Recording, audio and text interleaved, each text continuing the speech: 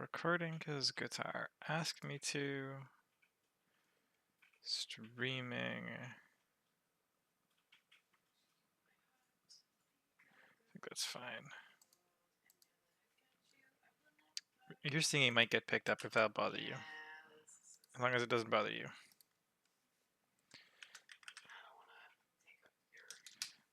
Oh man, how do I even ping a roll? Let's get rid of streamer mode.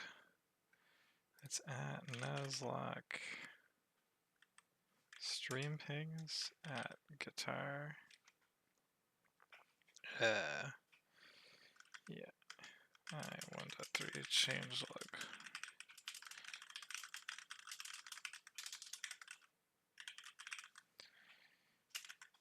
There we go. And we'll just put up a notepad.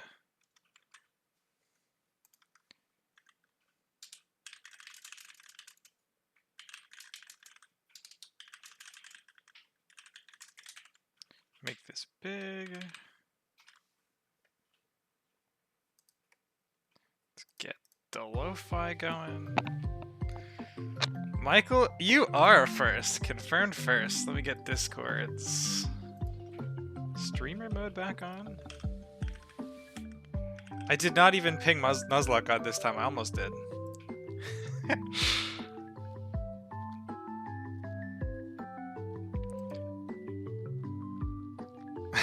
It's the first time we've beaten in a while, Max. Let me just go change my stream title, because I think this is still saying something about, debugging. AI changelog.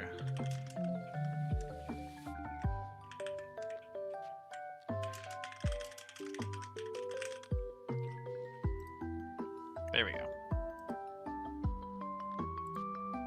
Never defeat trainer changelog. Okay, where's my stream go? And as always, the volume of the lo-fi isn't too loud, right?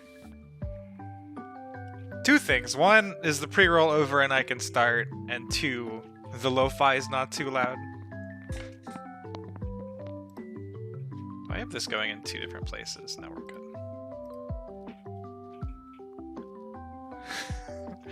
Pre-roll is over. Awesome. Awesome. Thank you. Lo-fi not too loud.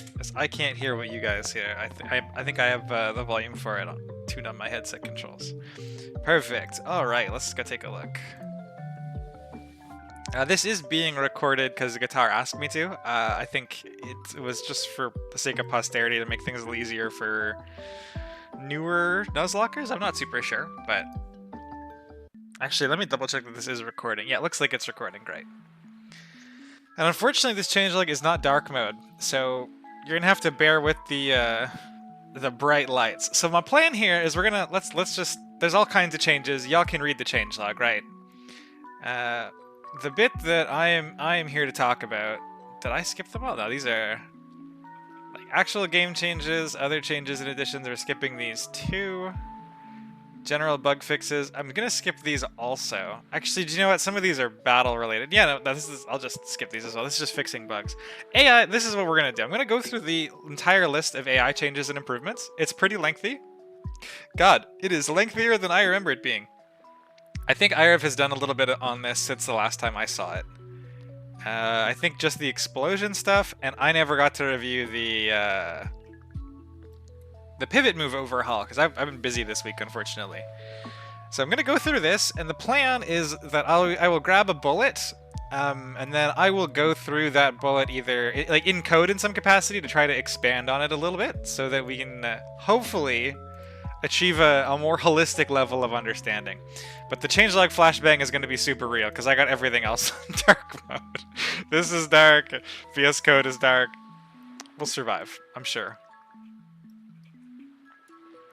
And if you guys have any questions, obviously, just ask away.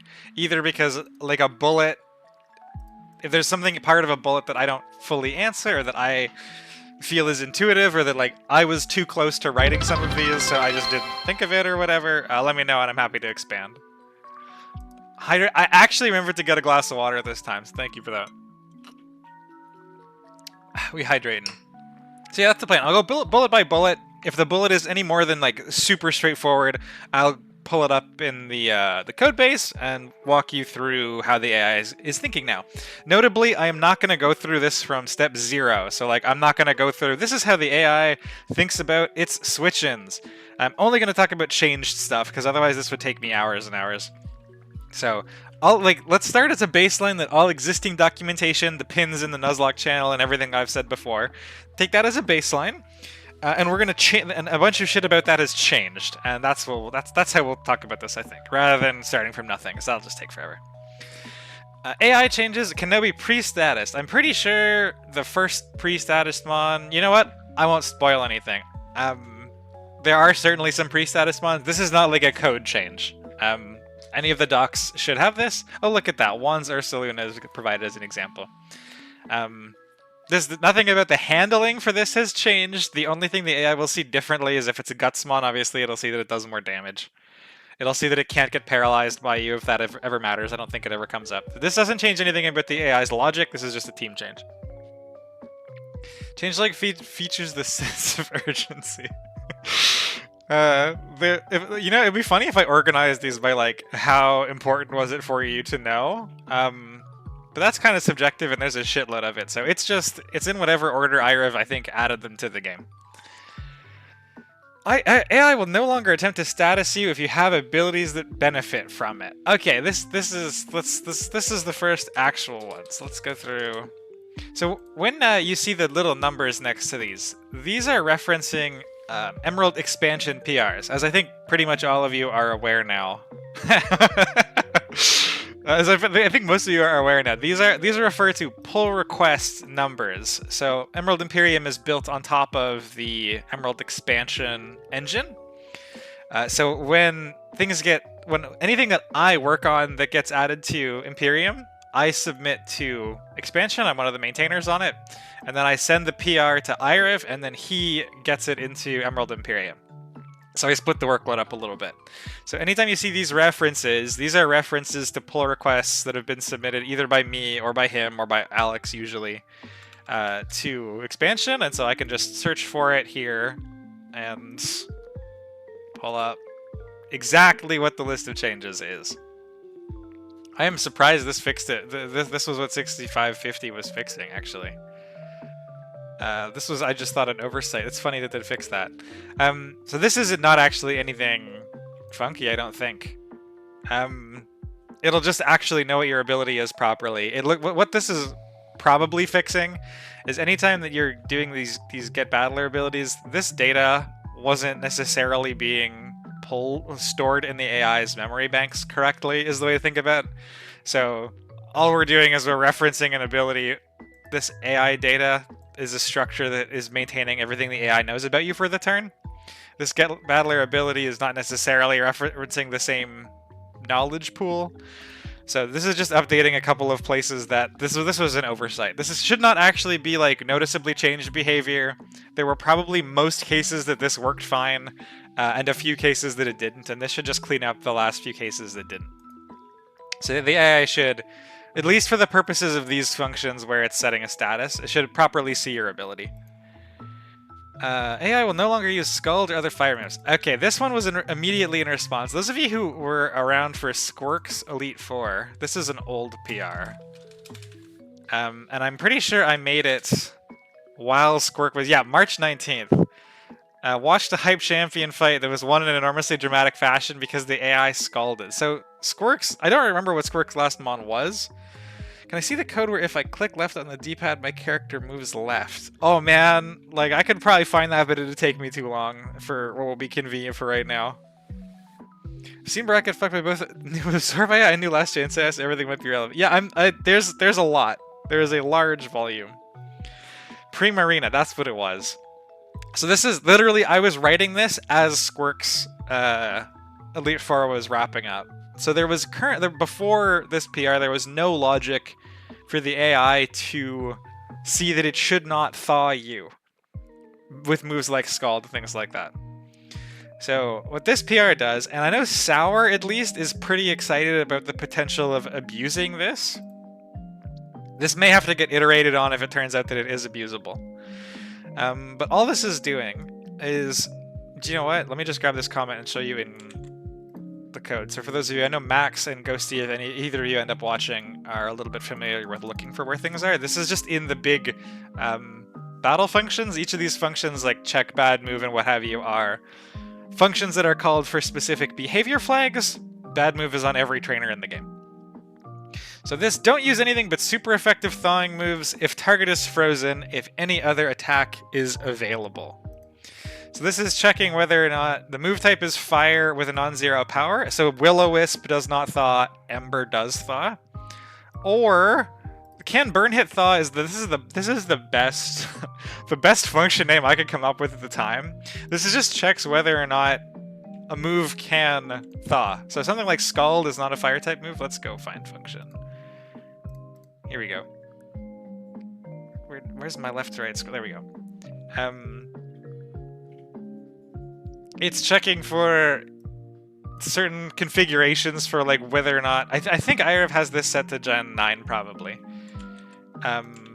So maybe Will-O-Wisp would trigger a thaw. I can't remember because again I work in the 4 expansion where you have to be nebulous about these generations. But if Will-O-Wisp should be able to thaw in Gen 9, it now will see that it should thaw you, is what this function is doing. So this should be catching everything that is like moves like Scald, Flamethrower, Will-O-Wisp if that can thaw. And if its effectiveness is like, if it's not a super effective move, so it can still use super effective moves against you if they thaw, as in you are a frozen ice type, it can still Flamethrower you. But yeah, it tries its best to do anything else. And the way it does that, so it looks for all these conditions, right? Do you have a fire move with power above 0? Do you have one of these like Scald-esque moves? And in either of those cases, we've confirmed that you are in fact frozen or frostbitten. I think this game uses frostbite, so frostbitten. It'll go through this loop where it checks all of its other attacking moves. And if it finds any move that doesn't thaw you, it will give a -1 downtick to the move that can thaw you. Not as abusable as thought. Okay, great. This is a very minor score penalty. This is not enough to prevent the AI from going for anything, pretty much ever. Really, really small penalty. Don't be surprised if you still get thawed in cases where it is by far the AI's best option. So things like slow kills will override this, fast kills will override this. Neutral moves are what this is designed to override. So if it has an option that is like fine, and the thawing move is also fine, it will not pick the thawing move. Yeah, exactly. So instead of it, if something like a flamethrower got the 101 score and everything else had 100, it'd just be random move instead of guaranteed flamethrower. So this should be minimally abusable. This honestly shouldn't make that much of an impact to the gameplay loop overall, I don't think. It's just in cases where the AI is close between two moves, as we saw in Squirk's E4, it won't, instead of randomly picking the one that thaws you, and so you get thawed for free, it just won't do that anymore. It'll give a little bit of a nudge down, so it'll random into one of the other moves, is the purpose behind this. Alright, where are we? AI will no longer go for setup moves when facing a Pokemon with Unaware. This one I think everybody knew was going to get fixed. This has also been in here, if I remember right, for quite a long time. Yeah, also April. This was, I think, Iriv discovered this during his own sheet run. This is really simple. Let's go find the setup score internal. This is the function that I think you guys are most used to looking at. Where this is the function that handles all internal scoring for stat boosting moves.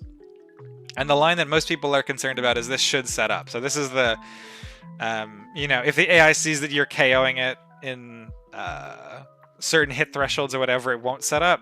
Most people look at this function for how this is working. This added a clause, where is it?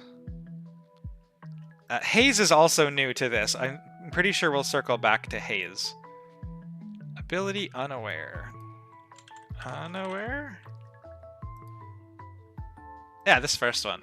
So if you have Unaware, it won't use setup moves. They'll get no score increase over anything else, and generic damage will get picked instead. You can wait on this if need be. I'm thinking about the Unaware AI additive. Will AI consider moves like Torch Song? Will AI consider moves like Torch Song? You know, I'm gonna have to Google what Torch Song even does. What do I have a ping for? Hang on. Oh, okay. Just for the draft race. I'll play the trailer for the draft race before I'm done. Torch Song. What does this do? I laughed so hard. I watched it so many times back to back. Has a 100% chance to raise the target user's special attack by 1 stage. I suspect this is probably does not get any increase if you have Unaware. I suspect. Let's go check though. Yeah, so this just uses a generic special attack +1 move effect. It doesn't have like a unique thing to Torch Song. And if we go find... Can we find this anywhere? Not there. Not there. Here we go. So because this is just a generic special attack +1, it gets funneled into this increased stat up score function. And increased stat up score gets funneled... Oh crap. This gets funneled farther to increase the stat up score internal. It just saves calling some of the details of the function. So stat up score goes to stat up score internal, and as we've just discussed, stat up score internal will no longer get caught by Unaware. So Torch Song will not get any score increases for having a special attack +1 if you have an Unaware mon. Hopefully that clarifies V-stripes.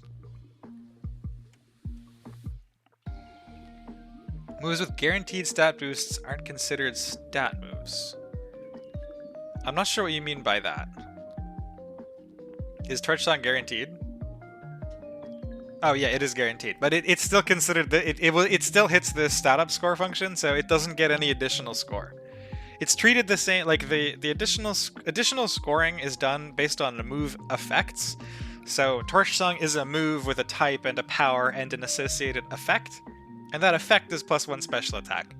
So if you had, I don't know what the generic move, let's say it was attack instead, and we compare against Howl. Howl does no damage. Howl's effect is +1 attack. It hits this function, it sees you have Unaware, and it gives it no score increase. Torch Song, again, has its damage and all that. It gets associated and handled separately. Its effect is just a flat stat increase, so it hits this stat up score function, sees you have Unaware, and doesn't give it a score increase. So there would be no inherent score benefit to self-stat boosting moves like Charge Beam or Torch Song if you have Unaware. Hopefully that's clear. If I had Unaware Cloudslayer, can the enemy use Torch Song? Yeah, it definitely can. It's not getting a score penalty, it's just not getting a score increase due to boosting stats. Yeah, Max is exactly correct. It just doesn't get any inherent increase. It is as though its secondary effect doesn't exist. It can absolutely still click the button. Yeah, no worries. That's pretty straightforward. In situations where the AI has a slow hit KO and a last chance priority move, the AI now has an 80%. Oh, he went with 80%. I love that. For the last chance priority move to be scored higher than the slow KO move. Okay, this does not actually have a reference PR. I know which PR this is from. It's 7337. This PR took me forever. This is all the priority handling stuff that has changed. The AI sees priority very, very differently now. This is supposed to have 7337 next to it. So maybe breaking it into bite-sized chunks is the way to go. Okay, so this last chance priority, this is, I think, pretty easy to grok. So we'll start with that. Down here in Try to Faint, which again every trainer has. So we're familiar with how last chance worked in 1.2. This is just the if the AI sees that it's dead to your priority move, or not necessarily to your priority move, but if it sees that it is dead to you,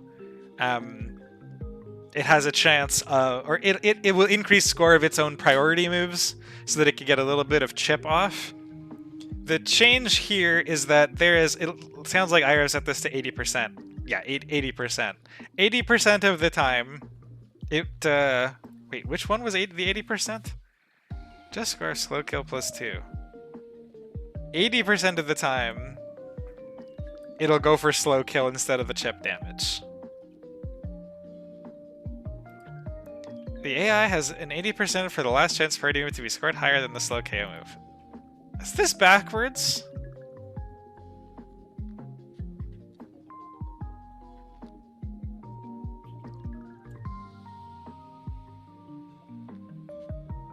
I have to squint at this for a minute.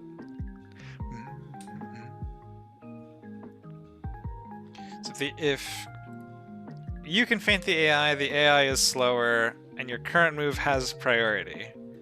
80% of the time... Okay, yeah, great. 80% of the time it'll beat slow kills. 20% of the time won't be slow kills. Great, this is not backwards. Perfect. But yeah, this is entirely contained to just this set of lines. All of this means is that last chance AI is not guaranteed anymore. It can still sometimes go to slow kill you instead. No, it's not backwards. The changelog is accurate. So the way that you get into this is, can the player feint the AI?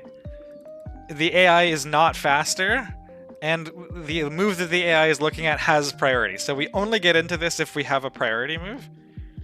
80% of the time, that priority move will be prioritized over a slow kill. It literally gets an increase that is bigger than slow killing. Hard-coded to be bigger than slow killing. That's what this random chance is doing. It's grabbing a random percentage of 80. The other 20% of the time, it gives it a smaller score increase, just this last chance of plus 2. So slow kill will go for get chosen instead because it's 104. I thought slow kill was guaranteed at 1.2. It might be that slow kill is guaranteed at 1.2. I can't remember. This is the problem. So as soon as I finish, I haven't looked at the 1.2 AI since I finished planning my own E4. I have entirely been working with the 1.3 AI. So I couldn't tell you how things work on 1.2 anymore. This is why I haven't been answering AI questions for 1.2 for the last 2 months. Because I just know how 1.3 works now. I'm kind of just replacing it in my brain as I go. But this is how it works now. Hopefully that makes sense.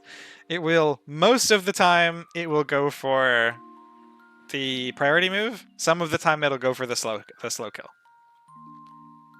So if you have to play the odds, this changelog statement is correct.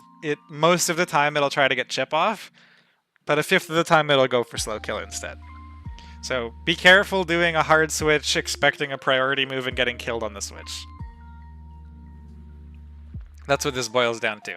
We're going to see this 7337 a lot. The AI's handling of its own priority and of your priority has been improved pretty dramatically. And it's all the result of this pull request.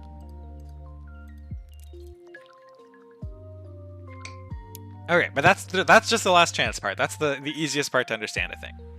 AI can now see it has a focus sash when considering switch-ins and determining number of hits to be KO'd. Applies to both midterm switches and post-KO switches. AI should now see focus sash and sturdy in all of its calculations. So this is actually not a new feature so much as it is a bug fix. This was supposed to be working. And it just wasn't. Because the conditional in... Not here. This conditional was just written wrong. And then this conditional had other errors in it. So this is a functional change that I'm not going to go into. Oh, thank you for the follow. Virosheni, maybe? I don't know. I don't think I recognize your name from the Discord, but nice to see you. If you haven't played the game yet, I'd recommend it. But yeah, so this is not, I don't think, anything to really get too into the weeds of following the code for. These two lines of code were supposed to work in 1.2 and didn't. And this is just a bug fix PR. The way that the AI changes are getting funneled in through here, though, is functionally, from the player-facing perspective, this is just the AI is improved. It can now see focus, sash, and sturdy correctly. The code change is minuscule because it was supposed to be able to do that already. Particularly the two places that it couldn't see it were when doing switch-in calcs, both for its own switch-out calcs and for Choot Mon selection post switch in. And it can do both of those things. So explicitly, the switching handling can see focus punch, or sorry, focus punch. We'll get to focus punch. Can see focus sash and sturdy properly. AI can now see that Magic Guard affects Mind Blown and Steel Beam. I wonder what that was from.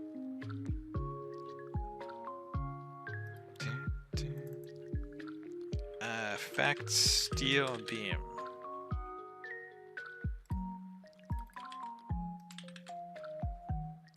This is not one that I wrote.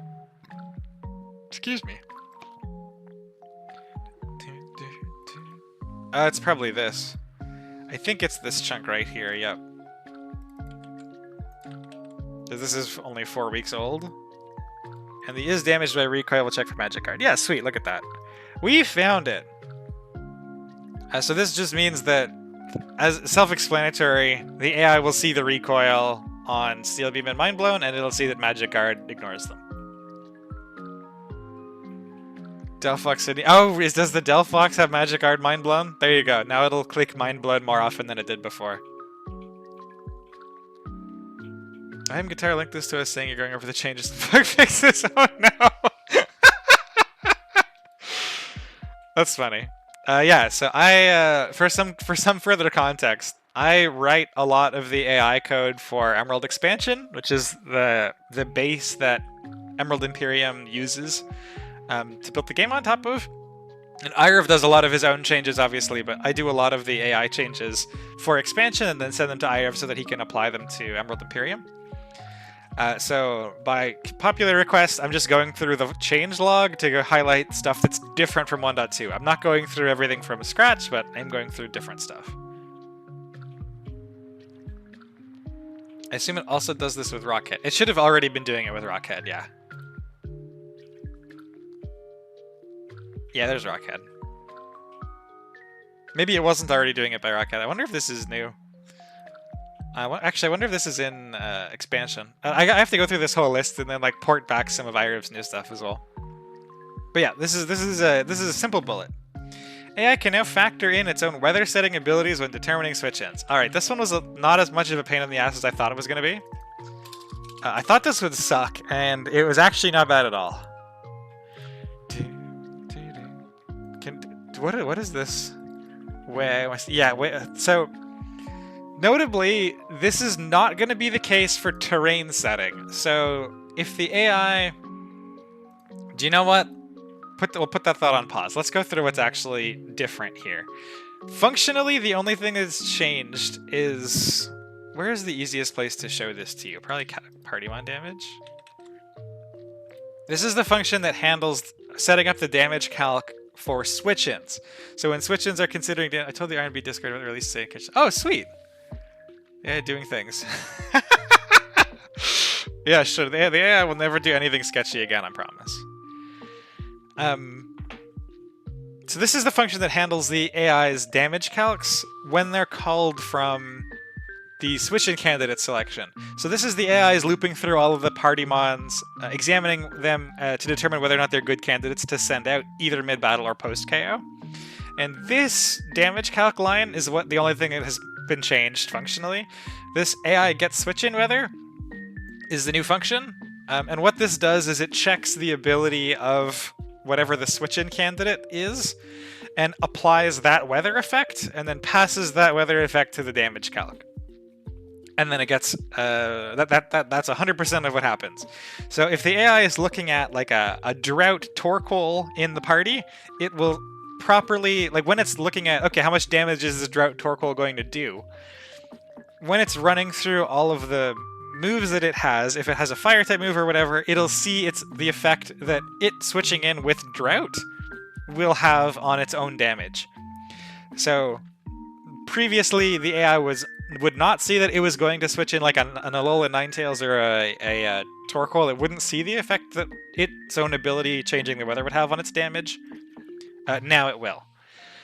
Notably, this is not the case for terrain setting. I know like electric terrain boosts electric move damage, as an example. The switch-in AI will not see that. I just didn't get to it. I got too busy and Irv wanted to do their release today. So it's just this is still now it's still sort of on the cutting room floor. Maybe it'll come in eventually in a later patch. I don't know. That's an IRV decision, not a me decision. But do note that this is not universal. When this bullet in the changelog says weather setting abilities, this is referring exclusively to weather setting abilities. The AI should already see its own damage boosting abilities, things like adaptability and stuff, when it's doing its party damage calcs. The reason it doesn't see the weather ability is because a weather ability is not an inherent damage modification. It's a field effect modification, and the damage calc just pulls whatever the current field setup is. So you have to override that. If your switch-in is going to override that, which is what we're doing for weather, there is no infrastructure set up to do this for terrain effects. So the AI having an electric terrain Miraidon in the back, it will not see that it'll get a score increase if there is no electric terrain, and that would set our electric terrain, but like I said, it will for weather. Hopefully that makes sense. AI should now correctly see all scenarios with either itself or the player are choice locked. This was a pain in the ass. You can see this across 3 PRs because we kept finding cases that it didn't work. Let's start with the oldest one.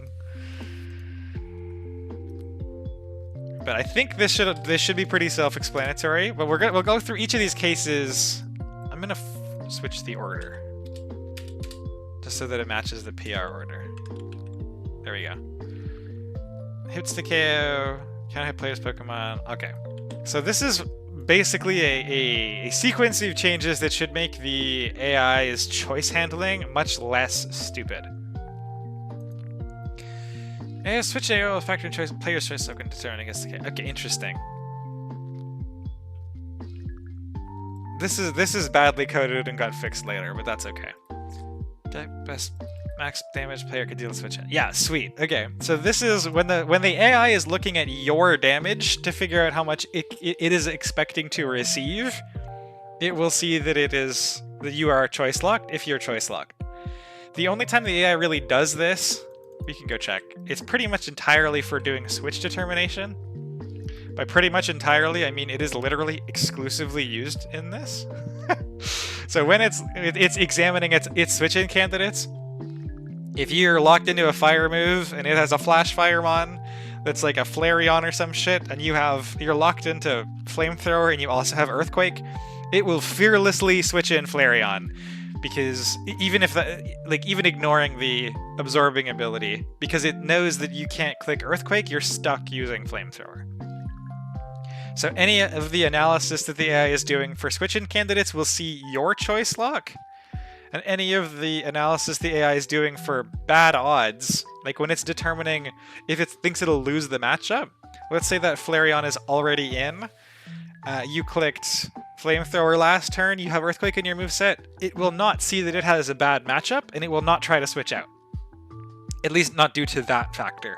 It'll see that you're choice locked, and when it's considering how much damage the active mon will take, it'll also see that you're choice locked. That's what this is doing.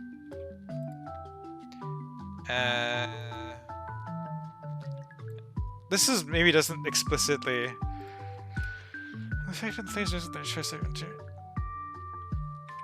for switching candidates and deciding switching out. Be a little more explicit, I guess. We live update in the changelog a little bit, just a little bit.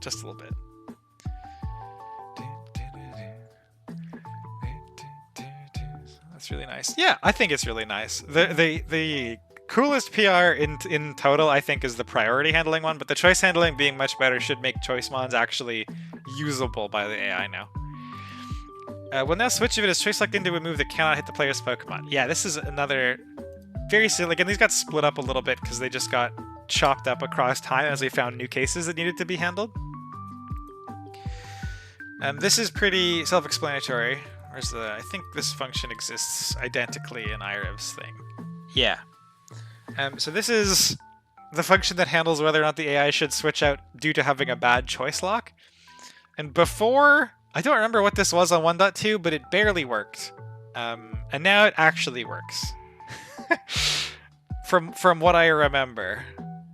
Last move battler. Is this not updated? Last move. Okay. Ah, yeah, okay, there we go. So previously, let's see what this was previously. If you are choice, damage category status. Ah, okay. This wouldn't switch out bad choice locks. It would only switch out choice locks that did no damage because they were status moves. And also moves that did no damage otherwise. That's interesting. So this covers now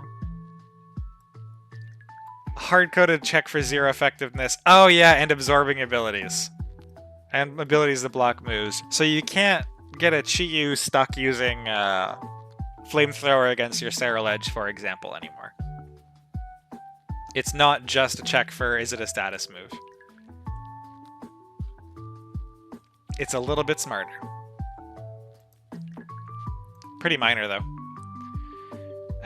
Will no longer consider other moves when searching for its own super effective moves while choice lock. Yeah, this is the same idea. This is, again, largely affecting the behavior for switching. Because choice matters very little for anything other than switching. Because the move scoring doesn't matter. You're stuck using the same move. It's all for switching that does. So this is the absorbing move AI is different. By different, I mean minorly. I think there's a second follow-up change here, but it's mostly this line. You know how there's supposed to be the percentage chance to stay in, looks like it's 60% in EI. There's a chance to stay in if the current battler has a super effective move against you. The AI will now properly see choice lock here too. So before, I think this was a common tactic to use with like Charlotte's Darmanitan, because it has a super effective move against most stuff. So you could send in, I think I did air balloon something weird, I can't remember. I think I was on an air balloon something that was weak to ice. The initial plan, I think at least, was to use an Alolan Executor with an air balloon coming in on Earthquake, and then it would never switch out because it would think that it has an ice type move that's super effective against me. And this just shuts that off. It properly sees choice handling. So in general, these bullets just combine to say that the AI, where relevant, should see choice locks for itself and also for the player. Be careful with Charlotte. AI will now be encouraged to use a pivot move if they have Palafin on the battlefield to activate 0 to hero. Yeah, okay, this is super simple. I'm not even going to bother looking at this. I don't even know if there's any case in the game that the AI does have a Palafin. Maybe that got added. But if they do, they're going to want to activate 0 to hero. There is explicit score handling. This is also kind of an old PR. There's explicit score handling, and I think it's pretty big. Yeah, should pivot. This is a +10. So if the AI is a Palafin that is not 0 to heroed yet, and it can pivot into anything, it'll try to. That is all. And then that's pretty much it. Again, I'm not sure even if this will come up in play, but it'll try. This was a monkey. We'll see if it has been addressed or not. It'll be interesting to see. Hopefully it has. I'm getting pinged for something.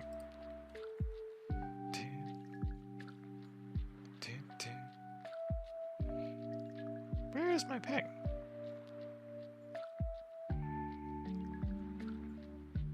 Oh, it's a stream ping because guitar is live. Alright, that makes sense. I should turn that off while streaming, oh well. Or like ditch the roll or something. Absorb AI switching. The following are checked in order and code. AI will now see Mold Breaker and factoring in switches for absorb. Yup. I think we're already in this function, right? So this is right here, is Mold Breaker type ability. Very self-explanatory. If you have a Mold Breaker type ability and the AI is relying on an ability to absorb your move, it won't work anymore. You could cheese this before, you can't now. In situations where absorb switch AI is being considered, if the AI's mod on the field has a super effective move, it will now switch 40% instead of 33%. That is just, IRV has changed the value in here. For whatever reason.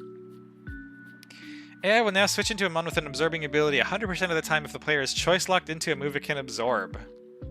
That's cool. I don't know if that's me or not. Maybe it is. That might be IRV. So I don't see a % chance for it. I don't remember writing a % chance for it. I think that should just happen. Because the AI, again, this is the AI will properly see that you're choice locked here. Yeah, I don't think this has any unique handling. I'm pretty sure this is just wrapping into the fact that, again, the AI will correctly see your choice log.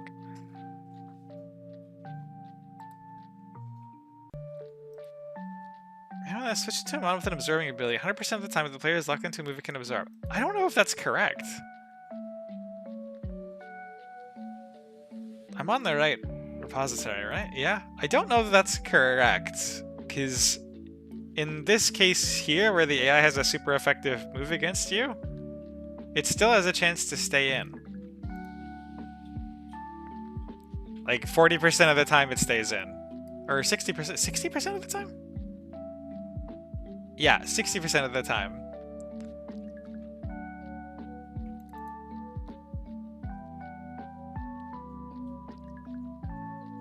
Let's get rid of this 100%. I think that's misleading. Absorbing ability. If the player is selected into a player, we can absorb. I think it's that. I don't think this is done otherwise. Do you know what? I'll leave it and send this as a flag to Iriv. I'm not sure if this is actually the case.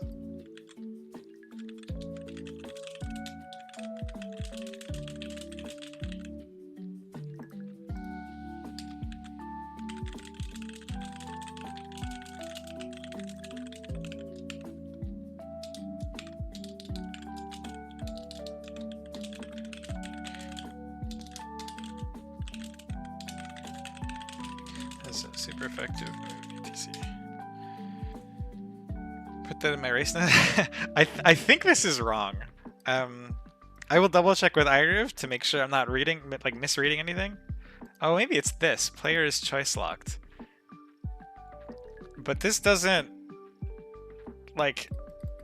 this is sweet, and it comes up somewhere down here. Yeah. It's guaranteed down here. But I'm pretty certain, it doesn't get checked. It can bail out if it has a super effective move first. So, we'll send that to Iriv and get that confirmed. But I'm pretty certain this is at least not how the code is currently written, as far as I can tell. There's nothing stopping it from getting to this return statement.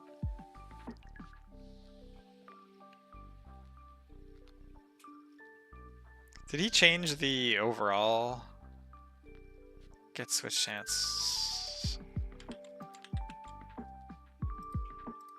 Change the overall percentage for this? 80%! Absorbing is not guaranteed anymore. It's straight 80%. Wow. That's a big change. Ah, look at that. 80% of the time. So, this means that in general it'll be 80%. It'll be 100 instead if it's choiced. This 40 will still overrule. Okay, I see. Never mind. Oh, never mind. I see now. Mean by following are checked in order. Okay, I understand what's going on here. So when Iriv says the following are checked in order, the first thing it does is it sees if Moldbreaker will bail. This is the second thing it does. And then of this, if it decides it's switching, it'll always do it for a choice item. It's 80% it's always if your choice, it's 80% if you're not choiced. Definitely, so it can be guaranteed if you're choice locked. It cannot be guaranteed otherwise. It's 80%. That's a huge blow to the Switch roasting community. AI will now recognize when the player has absorb abilities when determining if its moves are effective. Could it seriously not do that before? Fuck. This is probably even me writing this PR and I don't remember this. Should switch of all moves bad? Oh, it's for all moves bad. Yeah. This was one of the Ghosty reports. Where Ghosty had the AI had the Lopunny. It was Route 111 Dawn Lopunny into an Alolan Marrow Aqua Lightning Rod, and it wouldn't switch out. And it wasn't switching out because it didn't see this function to switch if all of its moves are bad was checking effectiveness for type, this get move effectiveness, but it wasn't doing anything to check absorbing abilities. So now it does. It should work a little bit more as you'd expect. This is a fairly small change. But instead of the AI seeing that, oh man, my Thunder Punch will actually do damage to this Alolan Marowak. I should stay in. It'll now correctly see that it will deal 0 damage and it should switch out. It will now score magnitude and present as their average damage amounts instead of 0. This is, I'm not going to bother going into this in detail. It's just a really small change to how the AI sees its own damage. It will no longer get a flat decrease to explosion moves, and had some custom handling added to determine when it should consider using explosion moves to pick up KOs. See section at the bottom. This is gonna be one of the spicier changes, I think. This would be like a Pocky pick to highlight in big letters, because explosion is a way more real threat in 1.3 than it was in 1.2. But we'll get into this near the bottom. This is not code that I wrote. This is all IRF, and I'm absolutely stealing it for expansion afterwards. It's really fucking cool. I love this one. I also love that one. It will no longer be encouraged to go for setup moves with the players at full health and has 30 is holding a focus sash or is Mimikyu disguised. Yeah. I think this is also pretty straightforward. If we just go look back at increased stat up score, don't think you really need me to add too much to this. There's a check. Where did he put it? It's these here. So the AI is locked to just keep boosting otherwise, because it never sees that it one-shots you. This just means that it ignores, like it will like to prioritize break. It won't necessarily prioritize breaking your sturdy. It will not increase setup if it could be doing things like breaking your sturdy, rather than spamming them. The other change, I'm sure it's in the changelog somewhere, is that Haze. We've all seen Toaster's Cophagrigus Elite 4, hopefully. Haze and Clear Smog will also both shut off boosting for... or they also shut off score increases for stat boosting moves. If the battler has used Haze, if the AI is at +1 and you have a Haze effect on your moveset, it also won't boost. So it'll go to +1 if you haven't clicked Haze yet, to force you to click Haze. And once you've clicked Haze, it'll give up and it'll never try it again. But I think that'll be... No longer be encouraged to go for stat dropping moves when the player is at -4 or lower for a given stat category. That's also self-explanatory, same idea. This Shell Smash one is really funny. Effect Shell Smash. So before the release of 1.3, a few folks actually noticed that the AI never Shell Smashed. And what was the case here is that it was checking for that, like, you needed to have both of the attack raises from a Shell Smash independently matter for Shell Smash as a whole to get a score increase. And that is not the case anymore.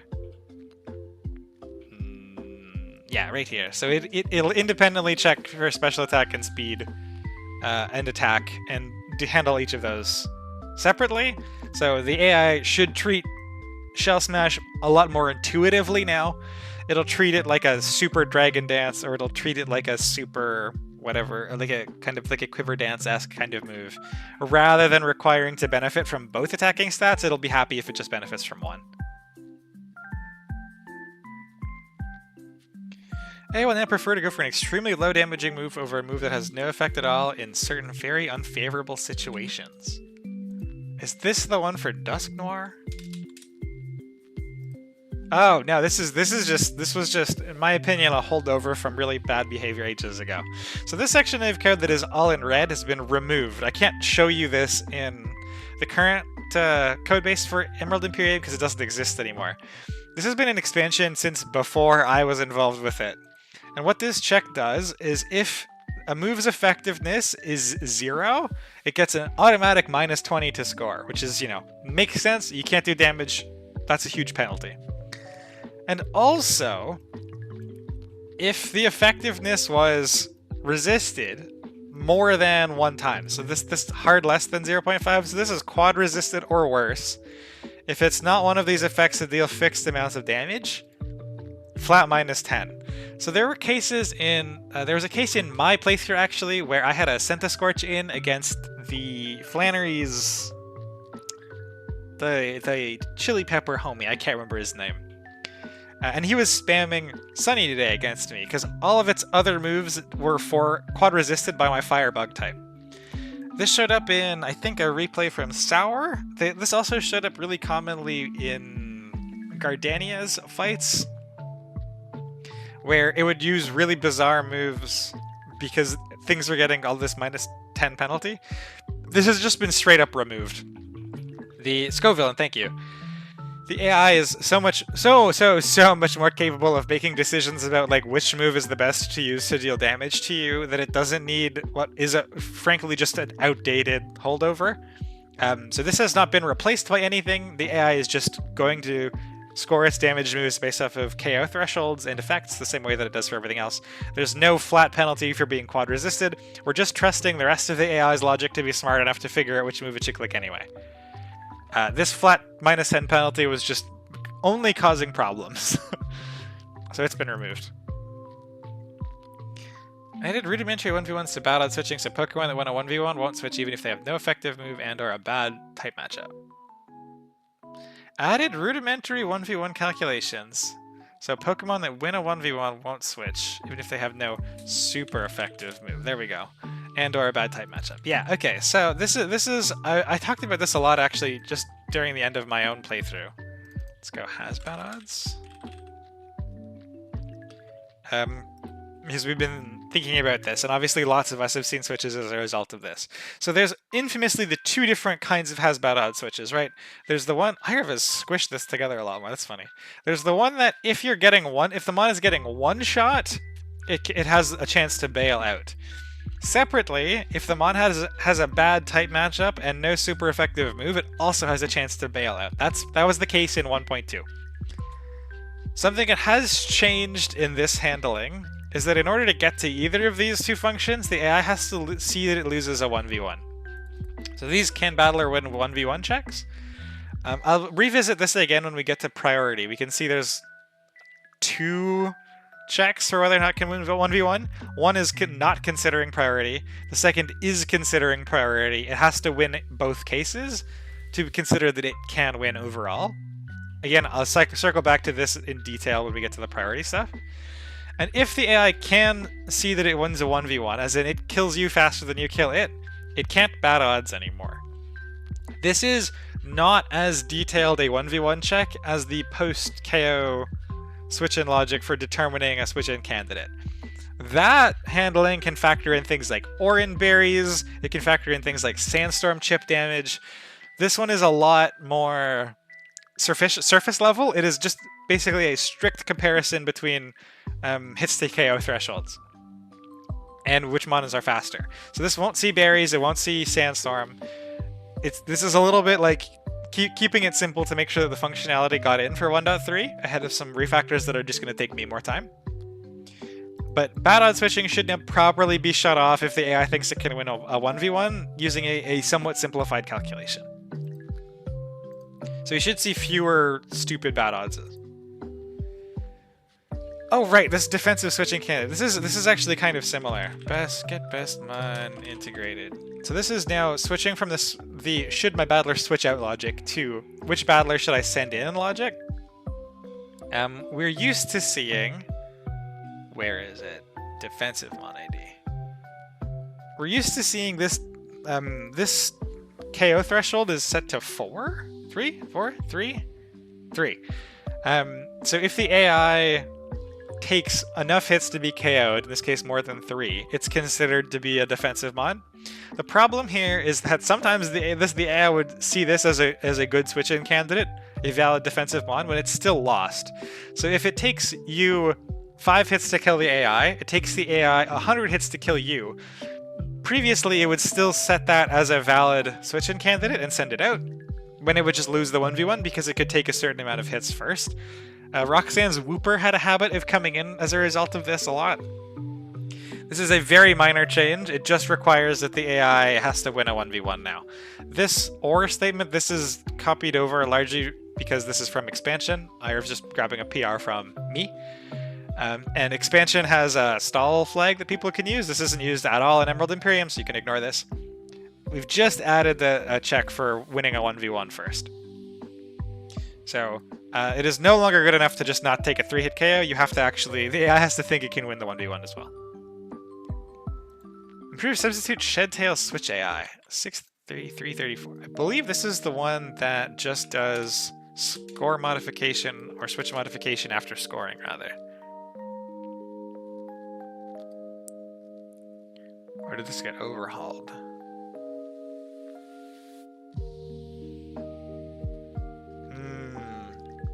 Yup, we're gonna skip this one. As this got cleaned up, the handling for this got much cleaner in a later PR. Which is where? Oh, which frickin' PR was this? I'm looking for modify switch after move scoring. This one. 6615. Is this reported anywhere here? 6615? Sweet. I'm going to change the reference here. Updated in 6615. There we go. And we'll come back to this when I get to 6615. So 6334, this was like an early implementation of making the AI see substitute and shed tail properly when switching, so it would, instead of switching out, it could still use substitute, because substitute is good when switching out is good. This just got overhauled in a much cleaner way in 6615. When we get to it a little farther down the scroll, I'll talk about it there. Improved the AI's defense against Focus Punch. I'm not going to name any names for who might be responsible for this one. What's funny about this is done in April. So when I'm saying that I've been thinking about this for a long time, like I've been thinking about this for a long time. What does this look like in Iriv's repo? Did he change any of the values? Oh, did he just hard code it?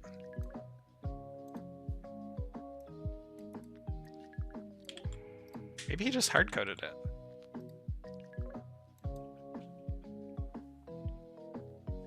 Yep. Looks like he just hard-coded it. Without the randomness. So this is in the check bad move function.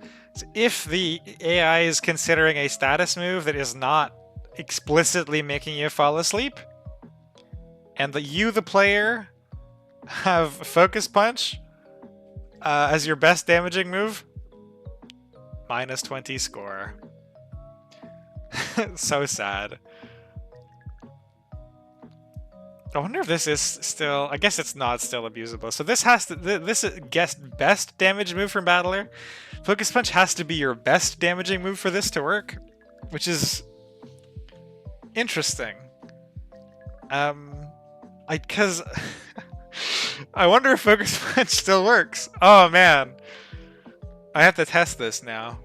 I'm pretty sure the way that Iriv has grabbed this, Focus Punch is still gonna deal 0 damage. Because this requires Focus Punch to be the best damaging move. I'm not sure if in Iriv's repository, because the thing that made... Like, the pull request that I made that changed how the AI sees Focus Punch, so it sees Focus Punch as dealing damage, was for switch prediction, and Iriv doesn't have a switch prediction.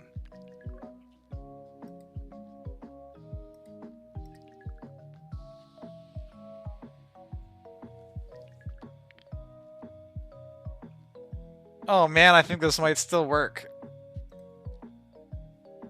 I think this might still work.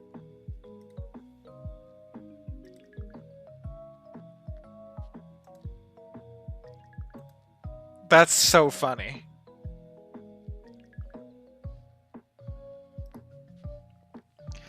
Note to check that Focus Punch is seen properly.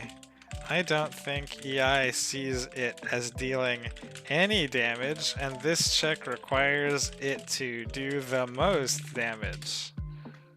And paste this in the dev chat for Iriv to look at. That is so funny if this does still work. I wonder if this will warrant a hot fix. We'll see. We'll see. So, in theory, the way that this is supposed to work is the AI in expansion sees Focus Punch as actually dealing damage, and so it has some percentage chance to never set up into you if your best damage move is Focus Punch. If your best damage move isn't Focus Punch, you're already hitting it so hard that it would not want to set up anyways. In Irv's repository, though, grabbing this 1-to-1, his AI sees Focus Punch as dealing 0 damage. So I'm pretty sure the best damaging move from the player is never going to be Focus Punch. Or it'll be tied for, dealing 0 damage the same with everything else. So, like, the Mawile with Tackle strat, I think, would still work.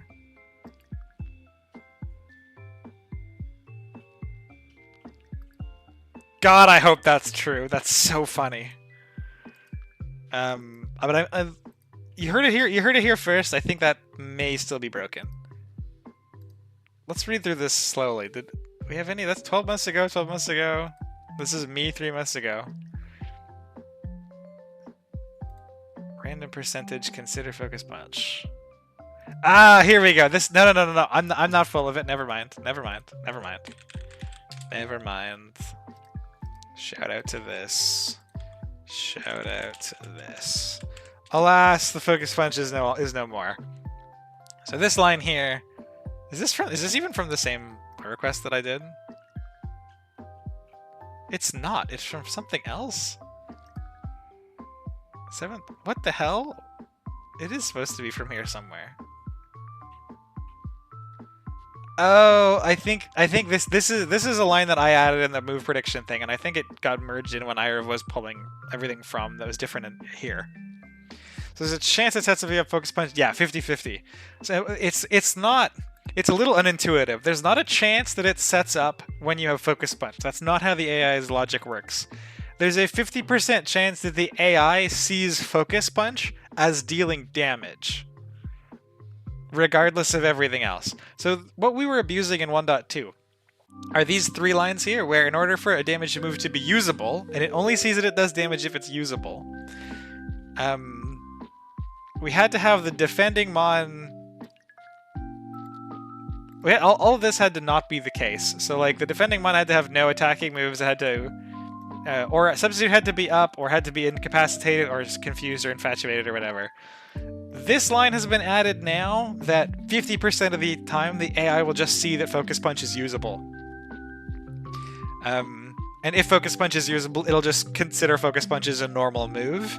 So there is a hidden 50% chance baked into this, because there's 50% of the time the AI will see that Focus Punch deals damage. Hopefully that's clear. I think, yeah, so this random percentage that I have in the PR here, Irv has just moved it to be over here.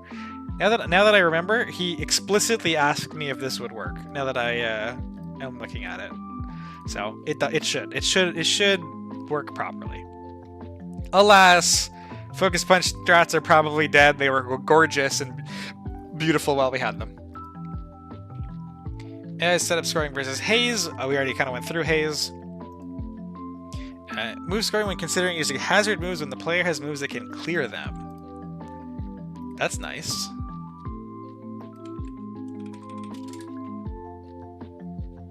It still works in doubles? It would still work in doubles, yeah, because I'm looking across. That's funny.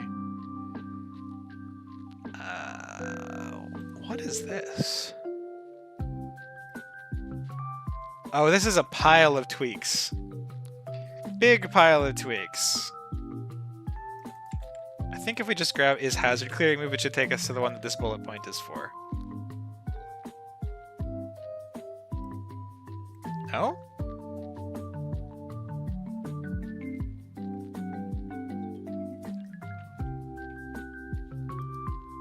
That's interesting. Blunder policy has hazard move. Calc move effect score. Huh.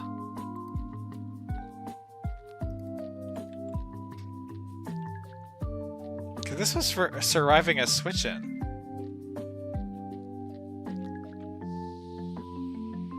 This is, I think incorrect. Let's try this one instead.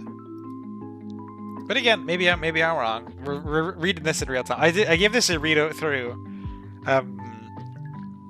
In the initial draft for this, there were a couple of places that I wasn't sure how to write what I had changed. But I haven't gone through it in tremendous detail. Sash Focus Punch. Oh, that's even better. This is it. Partner's gonna set up hazards, don't set up hazards. This is also for partner setting up hazards. Yeah, I don't think this is doing what the bullet says that it's doing. This is, I think, not the case. Make hazard properly, check on this there, remove hazards properly. Yeah. I'm pretty sure this is just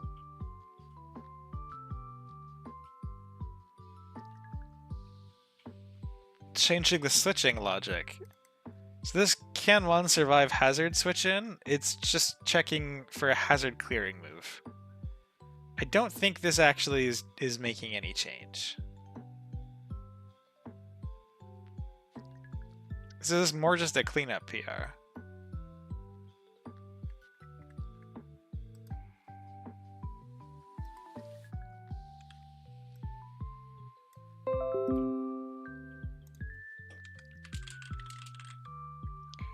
Let's get rid of this.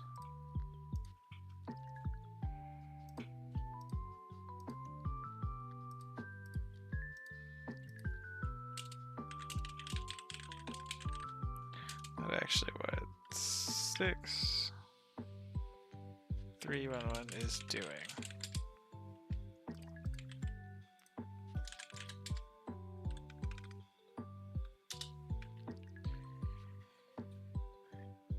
It's mostly just cleanup handling, so you can see all the move effects properly.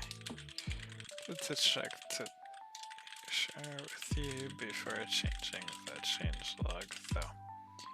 So I don't actually think this is doing what it says on the tin. This pull request was to try to make it such that the AI could see all hazard setting moves and hazard clearing moves correctly. So these is hazard move effect being changed to is hazard move, and then is hazard clearing move instead of looking explicitly for rapid spin, defog, tidy up.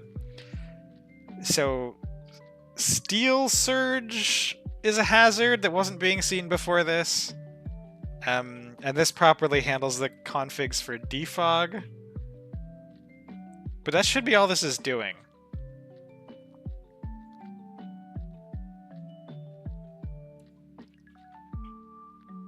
It should set up hazards.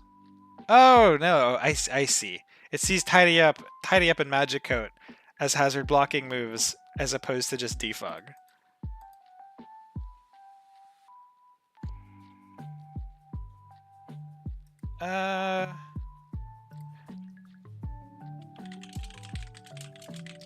Mostly just adds tidy up etc in addition to defog. Consideration. I think this is fine, never mind. So this is not very, like, this was mostly working. It'll just see more applicable moves that fall into these two bins now. There's no plan in Nerf Focus Plus for doubles, right? Not as far as I am aware. Maybe, but I'm not aware of it, no. Improved AI's ability to see priority moves. The AI should now be consistently factoring in both its own and the player's priority moves for all scenarios. Switch in 1v1s, setup move scoring, normal move scoring, etc. This is a big one. I mentioned earlier that I would flag the explosion PR as being important because it'll actually make a difference. Any trigger that has explosion. This one I would also suggest is quite important to know about, because this changes the AI's ability to see your priority and its priority and use that logic in an intelligent way. So let's start in bad odds. I alluded to this a little bit earlier.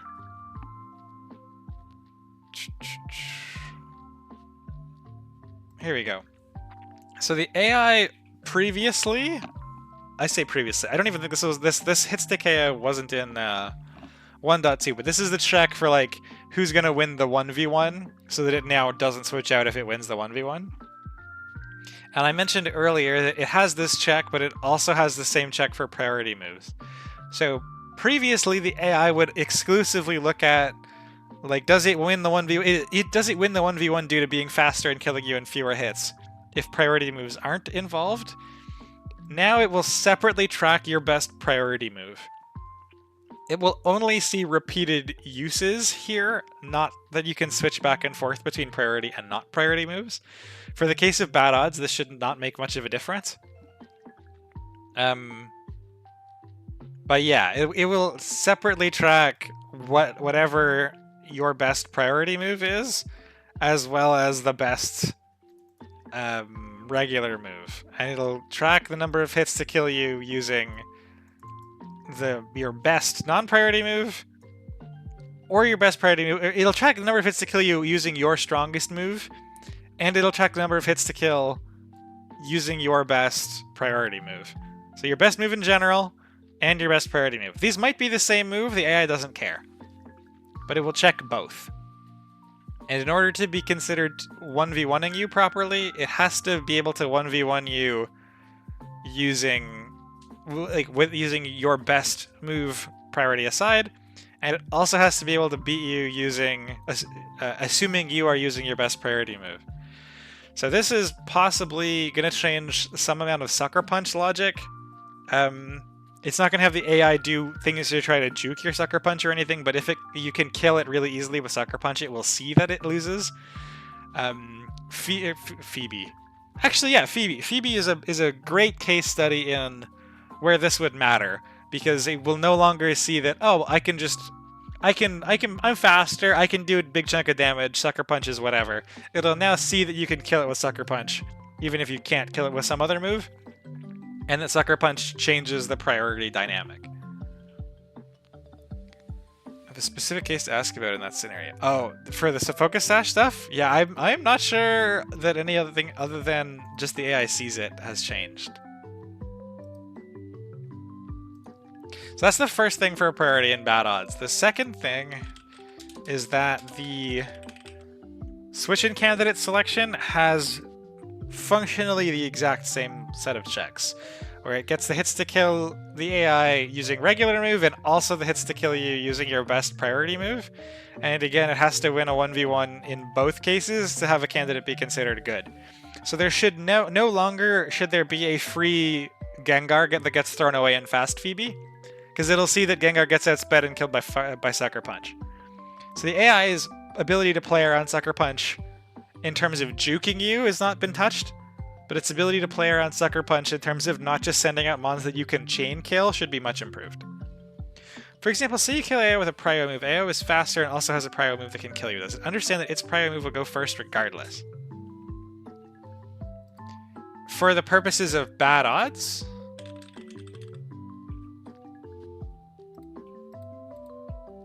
is that what you mean explicitly? I'll get to how this affects move selection in a second, but you mean for bad oddsing specifically, I have to assume.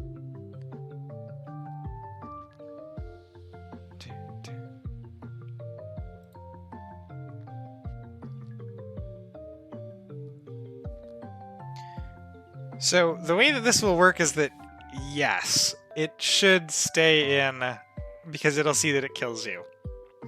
So this winning the 1v1 check is run per move that the AI has, both for bad odds and for post-KO switch-ins. So the AI, because it runs this check per move that it has, if it can't like, let's say it can always win the regular 1v1, but you kill it with a priority move, even though it's faster, it'll see that all of its moves lose the priority 1v1. However, its priority move that makes it go faster and kill you wins both 1v1s, so that will be the move that wins the 1v1, which means this will be considered true. It can win the 1v1 and it will not bad odds out.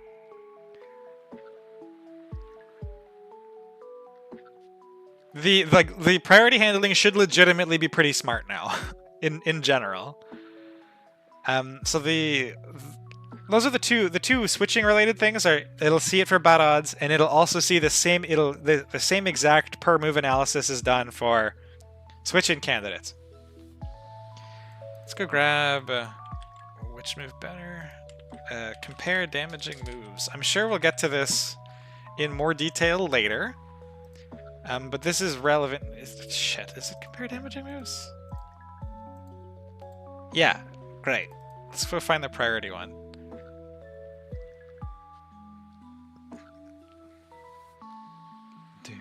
Priority speed. So this function we've seen a little bit. This AI compare damaging moves. Excuse me. We've seen this before. This is the priority list for what the AI is comparing it moves that have an equal amount of hits to kill you. How does it decide which move it uses? And we know the general trend of it likes having a more accurate move. It likes having a move with a better effect. This function has been expanded a lot. It got refactored by somebody, it was me, in expansion to enable having lots and lots of priorities in a really modular fashion where they're very easy to add. And these priorities track using some fancy exponential math that I spent way too long figuring out.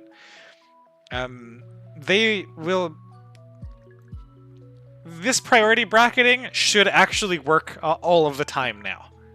There were some cases previously that were weird, I know, that didn't super work. The new math behind this should mean that this priority is always adhered to, because there's exponential scaling happens at different levels depending on the priority order. So a more impactful priority will have a more effect on the temporary comparative move score. So it'll be each new exponential tier will dominate everything beneath it. And there's something super important to note here. Where is it?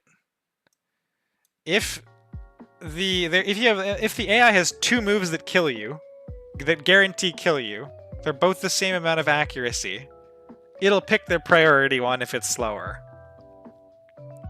So not only we just saw in bad odds, this is how the AI is now doing this logic. It is running through every one of its moves. If it sees that it can beat you only with the priority move, it won't switch. In the AI's move scoring, it'll also see, okay, hey, I can beat them with a non-priority move. I can also beat them with a priority move. I should beat them with a priority move if I'm slower, because otherwise you have to take an extra hit. So it will not be, if you outspeed the AI, you die to this Mamoswine's Earthquake, you also die to its Ice Shard, but you're faster, it'll Ice Shard you. It won't Earthquake you, because it's better for it. It will take less damage. Does this make it easier to switch into? Yeah, probably. But it should generally mean that it plays with its own priority moves better. I have another ping from something. Is this just another pip going live? Song Roxanne. Awesome. Yeah, that should hopefully cover the priority stuff. Are there any questions? I know there are not that many of you here. Most people are out playing, that's fine. Are there any questions from those of you who are here about how the priority stuff works? So bad odds will see its own priority and your priority when considering 1v1s properly per move. Switch in candidate selection will do the same thing. Normal move scoring will also do the same thing if it can slow kill you with a move in the same number of hits that it can outspeed and kill you with a priority move, it'll favor the priority move. Even if it has two fast kills, it should also favor the priority move if it's seeing that you have a priority move and it should care about that. Okay, moving on. Improve the AI's ability to choose moves when facing a Pokemon holding a super effective resist berry. This is straight infamous. We're all very familiar with this. I'm gonna have a water, hang on. This is in 1.2, if the AI can two-shot you through a berry, it'll ignore the berry when doing damage calcs. The problem with this, of course, is if the AI thinks it can one-shot you with a berry-resisted move, and it can actually one-shot you with another non-berry-resisted move, was a random pick between the two moves, which is not the best. If it can kill you, it should try to kill you rather than considering trying to one-shot you with the berry being just fine. Now, if the AI sees it can two-shot you through a resist berry, it'll pretend the berry is not there. So this hasn't changed. Still sees it as a one-shot. However, if the AI has to now pick between a quote-unquote berry one-shot and a regular one-shot, it will choose the regular one-shot. This is also hooking into the exact same system that I was just talking about. At least I think it is. Yeah, move not affected by a resist berry, and we can see it here, priority resist berry. So if there are two moves that the AI sees both killing you, one of them is using the resist berry calc trick and the other is not, it will prioritize the one that is not so that it actually kills you. Straightforward, but it should make the berry handling a lot less abusable. Fixed various things in the AI's damage calc formula. This is too big of a can of worms, I think, for me to bother wasting your time with. In general, the way that the AI's damage calcs were being performed before, there were some errors in how the order in which different multiplying factors and things were applied that could lead to the AI seeing incorrect damage values. Most of that should be fixed now. This is all very nitty-gritty under-the-hood stuff that Alex and I did last spring. Mostly Alex. I don't really want to go through it in detail because it doesn't change how the AI behaves. It just should fix a lot of the damage calc stuff. And this is, like, deeply, in my opinion, uninteresting to the casual Nuzlocker to look at. Like, look at these trues getting changed out for enums here. The PR before this that I think is also in here now because it was necessary for some of the cleanup. This is just changes a lot of the handling for rolls to make it a more generic. Which again, it's not like you're seeing like this should recover now takes a parameter, which I think it later doesn't again. This is very nitty-gritty that won't change thinking. It should just clean up the AI's damage calc. I'm not going to go into it in any more detail. Fixes potential double switching caused by Wonder Guard. This was probably me, but I don't remember this. And you never get Wonder Guard in the game anyway, so let's kind of gloss over it, shall we? Oh yeah, look at that. Even if the AI does not have a good switch-in candidate into your random ass Wonder Guard mod, it'll still send in something that can hit you if its current mod can't, even if it loses. That is all. This should never come up unless the player has Shedinja, because I don't think there's anything in the game that has custom Wonder Guard. Or maybe this comes up in randomizer runs or something. But AI will switch around Wonder Guard a little bit better. Fixed cases where AI could see 0-hit KOs for switch-ins. Ah, yeah! The 0-hit KOs. Oh boy. This has been obviously a significant deal the last few weeks of 1.2, when this became a lot clearer as to why some fucky things were happening. So this can... I think this is this still switch-in? Looking for this one. So we just have some nice hard coding to get around the fact that there are zeros returned. That's it. This is not really anything that I think changes... What is bad odds used for this? Is it get battler, probably? And that should also have the 0 hits. Can battler 1v1? Let's just make sure that I have grabbed this also. Yeah. So this changes nothing functionally. It just fixes the 0-hit KO bug. Anytime any 0 is passed into this, it should handle it appropriately depending on who's passing in the 0, and then otherwise it handles it using very, very similar logic to what it did before. It just doesn't explode with zeros anymore. I should note that this also makes a change to what is considered a valid switch-in candidate, which is different. This is going to deprecate some of the older diagrams, unfortunately. So if we scroll way back down to this list, this is anybody who's looked at the pins has probably seen these lists. This is the list of the order in which different types of switch-in candidates will get switched in. So a Trapper is better than a Revenge Killer, which is better than a type matchup with a super effective move, etc. And you'll notice there's a new one above damage, which is generic 1v1. So this is the AI has Amon in the back that can 1v1 you. It does not have a good type matchup and a super effective move. It doesn't even have a good type matchup necessarily. It's not a Revenge Killer, but it beats you. This is now prioritized over generic damage. So if the AI has anything in the back that can 1v1 you, that should come out before it just throws out any generic damage on. This is the case both for post-damage switches, we see it here, or post-damage, post-KO switches. It's also, oh my god, is this misaligned in expansion, or is Is this IR copy pasting? Okay, thank God it's the copy pasting. Phew. This is also the case for mid-battle switches, where if the AI has something that can generically 1v1 you, it will see that as a valid switch-in candidate. Why is it below type matchup? Because I didn't want it to be very impactful in the PR2 expansion, and I guess IRV agreed here because he didn't move it up. But anything above here, so type matchup, in order for type matchup to be considered a good switch-in, this is maybe a better answer. Let's go find where it identifies a type matchup. You see that it has to win a 1v1 in order to be considered a good type matchup.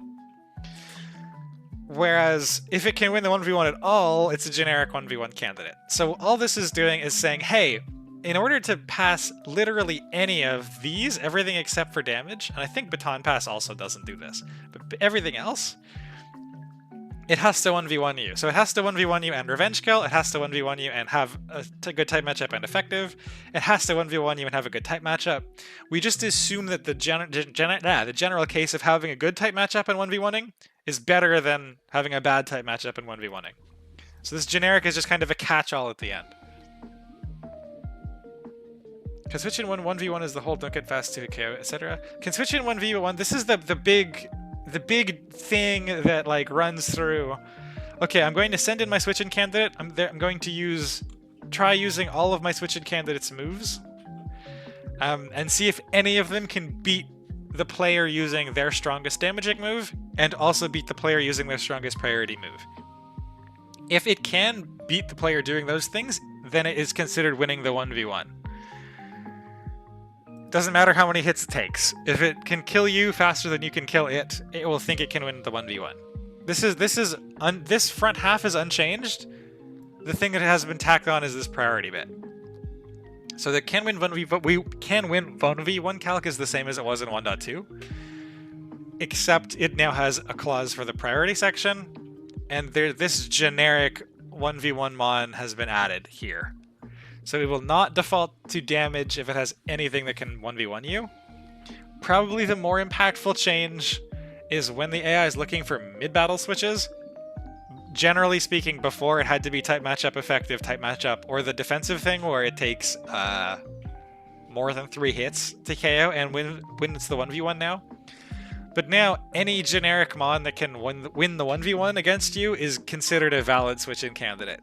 So bad odds should be able to trigger in a couple more, likely more niche cases, because it's kind of hard to get all the way down here.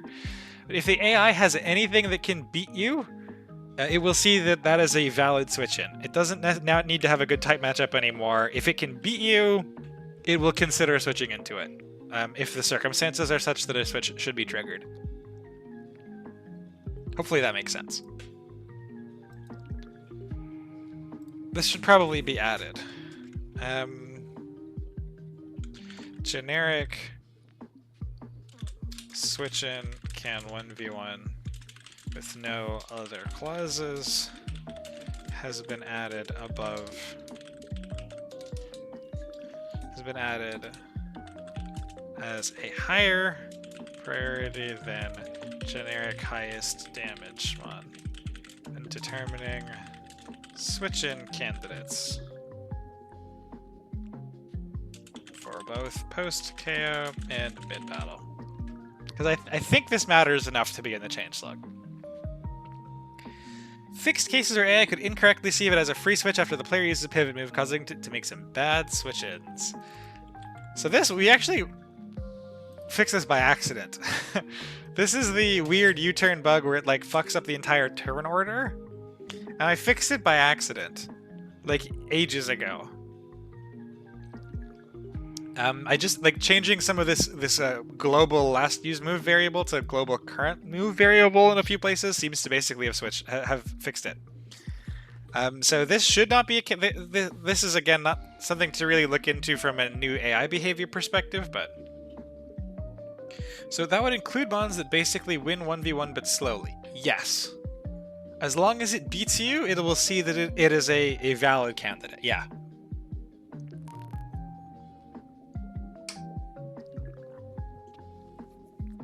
Which means that because the AI will see it has a valid candidate, in those cases, will enable bad odds, because bad odds sees, oh, I actually have a switch-in candidate now where it might not have before.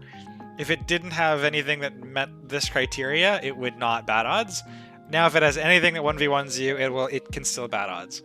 And again, post KO, it just gets prioritized above highest damage. So this is not, I don't think, anything worth paying attention to for behavioral changes. It just means the AI will not get its own party order screwed up with hit escape moves anymore. Understand why it doesn't fall into the first 4 checks. Okay, sweet. Yeah, it is a blanket 1v1 check. Fix the bug where AI could potentially not see what it was stat boosting correctly for setup moves. Oh, right. I don't know if this ever actually got reported. Yeah, this was something that I just happened to stumble into. There's a funny quirk with the way that increased status score internal gets called. This has been fixed now, so I can't show it to you, I guess. But it was being passed a define for a stat, not a define for a stat change. These things are different. So if I have stat attack, let's go find define stat attack. Hydrate. Good call. I've been hydrating. There's a lot of talking. So you see these stats? These are defines for the stats. All the stats that a Pokemon has.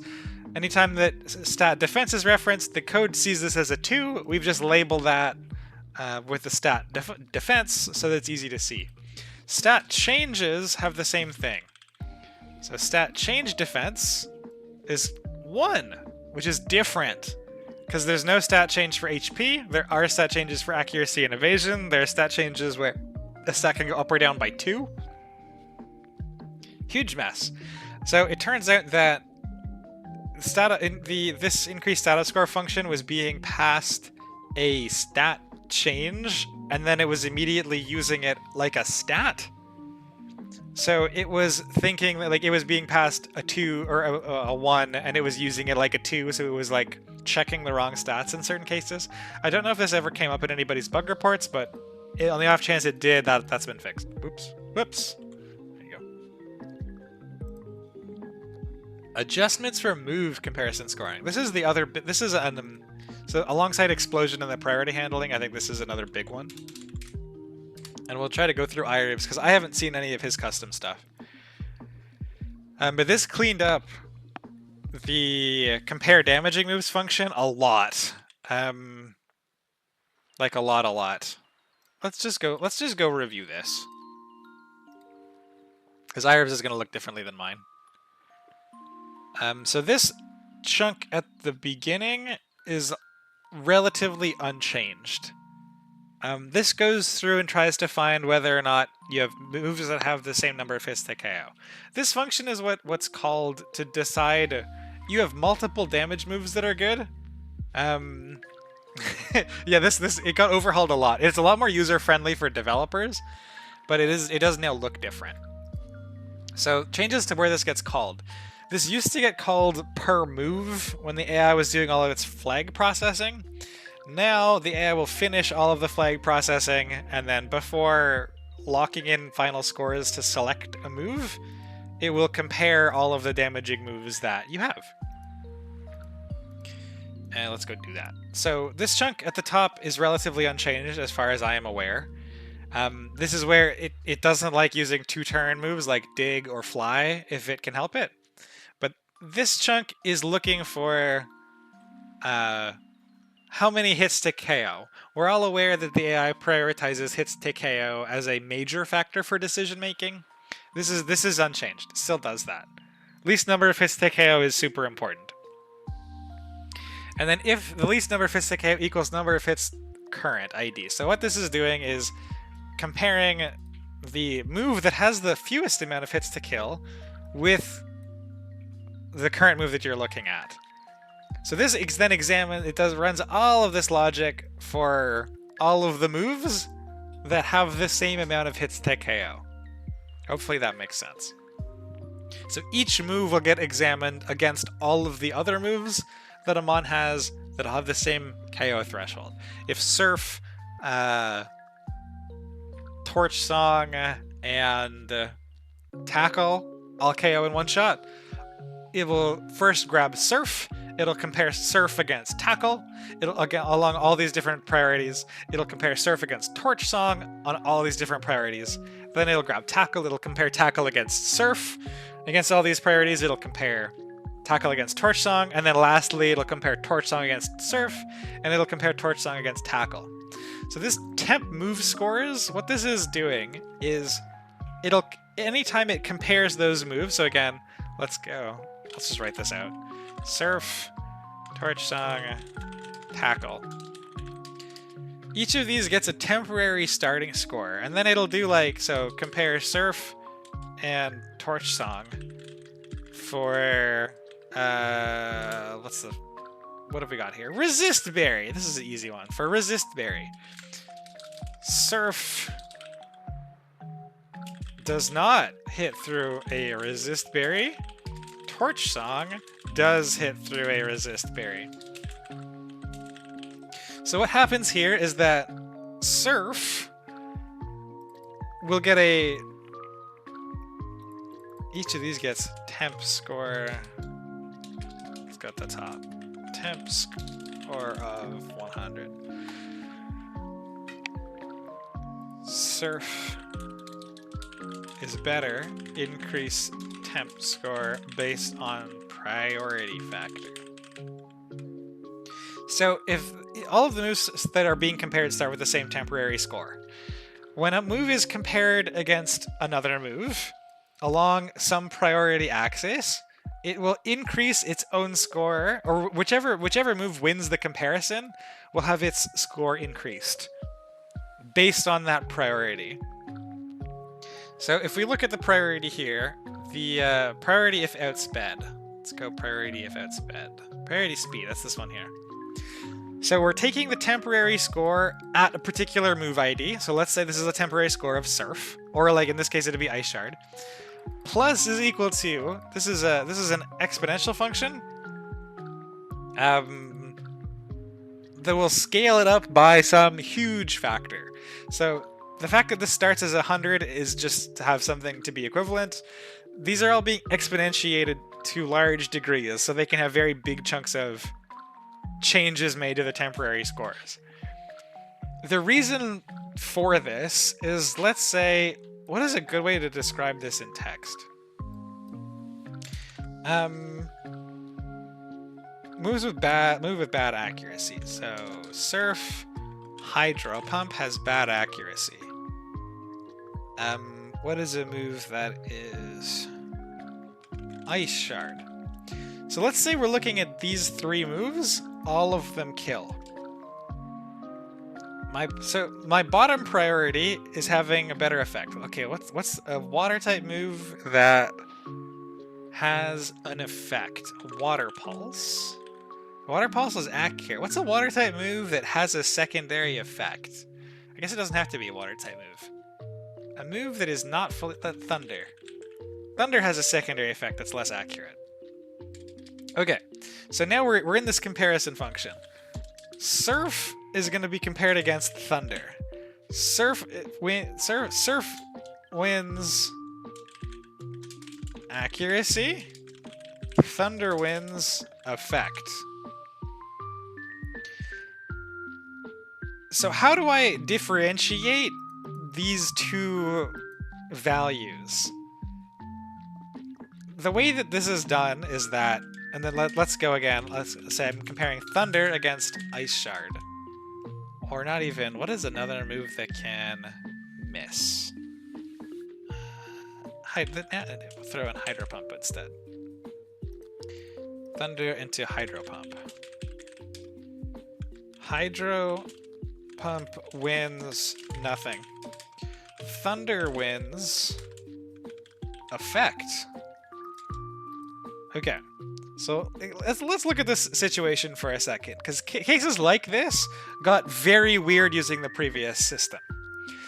Because each of them, all of these moves KO. All these moves one-hit KO. All these moves one-shot. Each of these moves gets compared against all of the other moves that the AI has.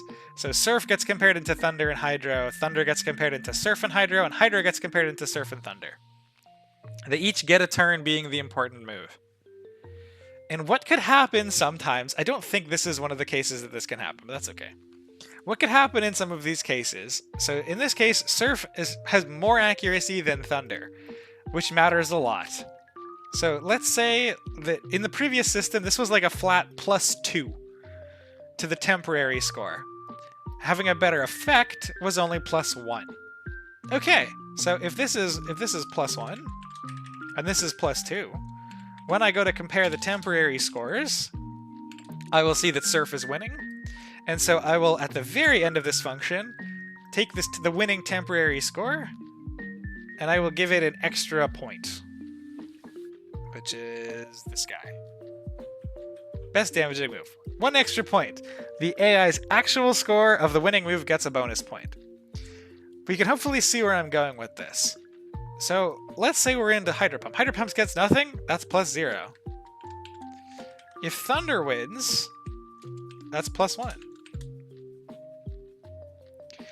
And we immediately see that at this stage of evaluation, Surf is at a temp score of 102, and Thunder has a temp score of 102. Because Thunder won effect twice, and Surf won accuracy once. So there got to be cases where if you had a move that had a really good secondary effect, a better secondary effect than every other move being considered.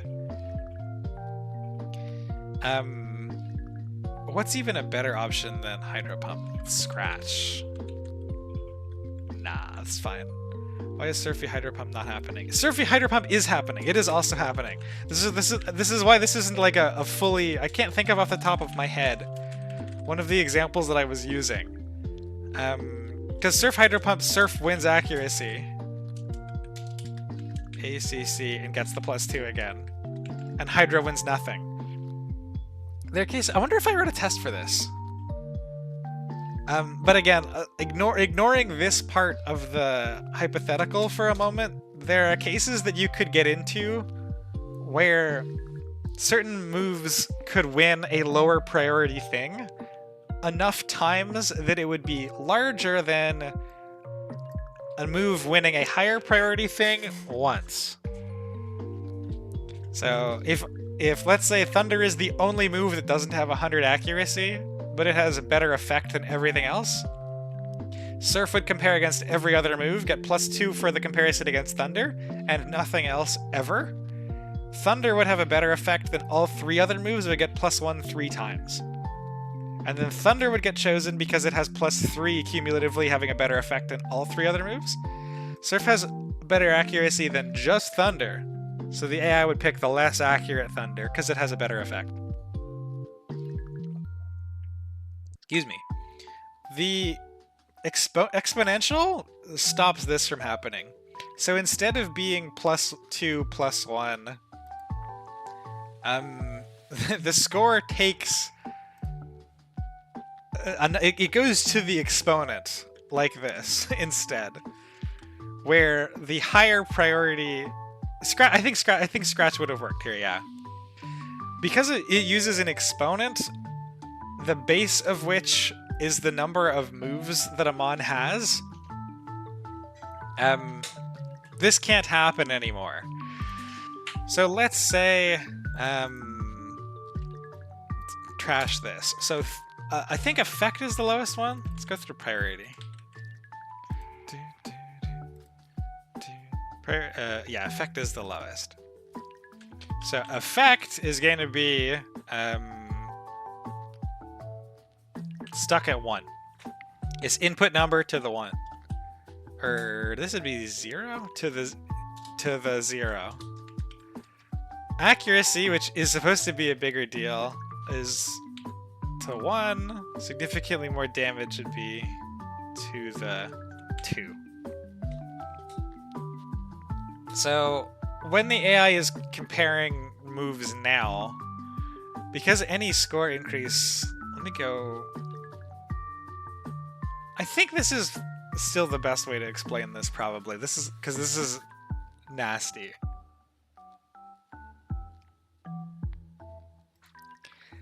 but anything to the 0 is just 1. So where we're adding a temp score here of to the 0. What? Oh, I'm still so proud of these maths. So in the case of Thunder, where Thunder is getting an effect bonus for each of your other 3 moves, it gets +1, +1, +1. Right, like we talked about.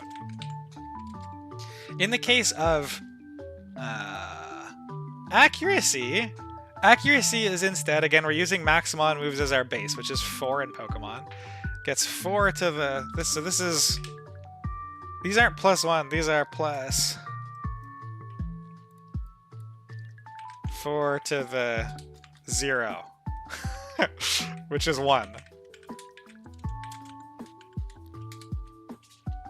3 times. If Thunder has the best effect. If Surf only has more accuracy than one thing, it's +4 to the 1. So +4. Which means Surf beating one thing is a bigger deal than Thunder beating everything. If we go up the list all the way to Speed, Speed is at 5. So if we also have Ice Shard, it's +4 to the 5. If we simplify here, 4 squared, 16. This is bigger than this. 4 and 4 and 4. So again, if you have a move, some hypothetical move that is more accurate than 3 other moves, you have a hypothetical move that is has a better and also has a better effect than 3 other moves. This would be +4, 8, 12, 13, 14, 15, and it would still be dwarfed by the next priority thing. Does that make sense? Oh, that's sick. Okay, good. I think that means that kind of makes sense. This is what the structure of the new function is set up to do. So it's a little harder to grok the math, I think.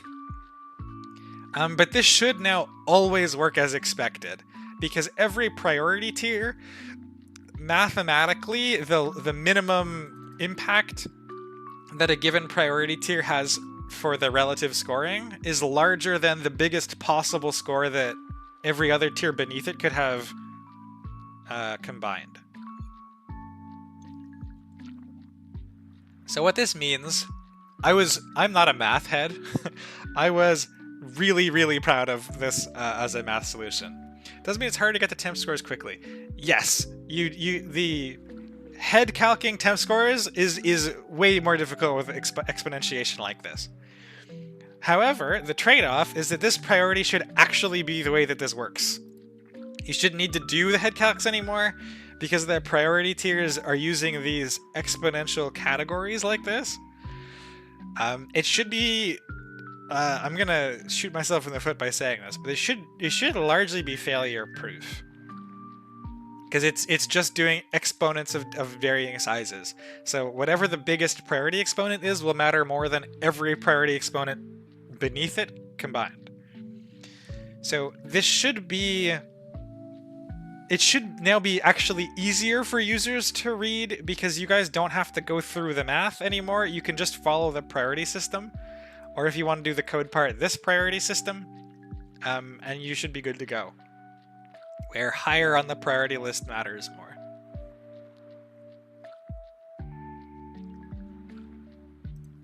So if we go all the way back to this bullet point we were looking at, adjustments for move comparison scoring.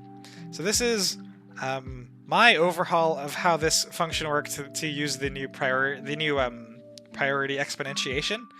The main reason for this is because it's super difficult to add new priorities to consider when you're just using hard-coded plus and minus 1, 2, 3 for the reason I discussed.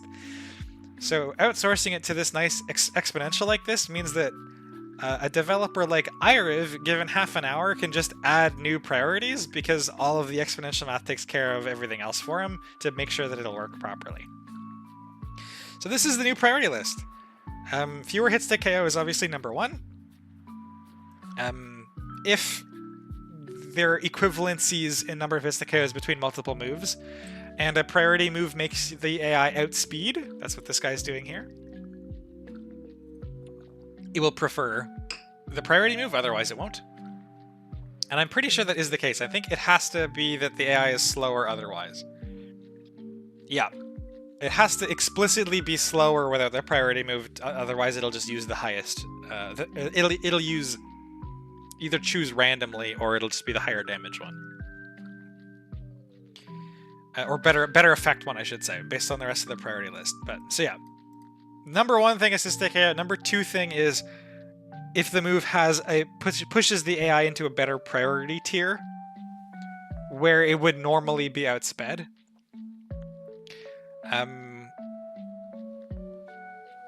Not charging is again, so these are supposed to be tabbed over. Not charging only comes up if you have two moves that one shot. The AI will choose the one that's not charging. Yeah, I'm glad that you found that kind of interesting. It took me a long time to put together, and then like realizing that what I wanted was some kind of exponential tiering system. And my wife was having a nap at the time. She had just woken up, and I went in and I was like, "Sweet, I need to like I think there's an equation to represent what I want to do, and I don't know what it is." And so she walked me through like throwing it into Wolfram Alpha to actually get a nice scalable equation that I could use, and I felt like a fucking genius. It was great. But yeah, and then we have the resist berry stuff we've already talked about, and then guaranteed KOs. This is largely for doing damage roll stuff. If the AI has one move that the lowest roll kills and the highest roll of another move is the only one that kills, for example, it'll prioritize guaranteed KOs. Then it'll prioritize generically more high damage, then accuracy, then effect. I'm surprised he put accuracy so low, to be honest, but I guess you want the AI to be doing scary stuff. I think expansion has accuracy quite high on the list. This is Bryn approved? It is Bryn approved, yeah. Bryn has actually seen this PR, yeah. Alright. Long time on that one. Took me a little bit to figure out how I wanted to describe the math, but hopefully it was clear. AI can now adjust its switch scoring based on its move scoring. Yeah. This is where, let's go into modify. Switch after move scoring. Here we go. So this is, I'm way high up in the usual hierarchy of AI functions now. So this handle turn action selection state is like a state machine that handles all of the things that the AI is doing through its turn. And this sequence of brackets here, this is where the AI does all of the computations for what move it's going to do, whether or not it's going to switch. It's getting all of its data set up and whatnot. And the order is unchanged. You set up all of the AI's data. You determine what the best switch-in candidate the AI has in its party is. You then decide if the AI should switch or not. And then you decide what move it should use. Later, when the AI chooses what action it will take, if it has decided already that it's going to switch, that will take priority over whatever move has been selected. What these bullets are referring to is this modify switch after move scoring function. This is new. So what this does is it looks a lot like should switch in structure, except this is sort of an anti-should switch. It has two cases for functions where if the AI sees that one of these functions is true, it will undo a switch, or it can force a switch if it wasn't switching before. These are bitwise operations. This means this one here is saying if all of the AI's moves have poor scores, then you should switch out. If the AI should stay in to use a move, then you should undo the fact that you thought you were going to switch out. So let's go take a quick look at these functions. These are both very, very short. So this should switch if all scores bad. What is the threshold used? So if all moves have a score, oh, it's just a switch chance. He said 80% or 9. Score beneath 90. So if all of the AI's moves are beneath 90 score, then it will switch out. This would come up in cases like Slow Phoebe's Dusk Noir being stuck there, having technically usable moves that are all shit. it would now switch out the Dusknoir because it sees that all of its moves are scoring less than 90. This means that they're all taking very heavy score penalties, and it should probably try to do anything else because it's fodder. So this is a new way that it can proc a switch after move scoring. The other and probably more interesting one is that it can cancel switches. So if the AI, there was some fighting in 1.2 where cases that the AI should U-turn were very similar at times to cases that the AI should hard switch. And hard switching would take priority. So if the AI should hard switch and also should U-turn, the switch would overrule it, it wouldn't U-turn.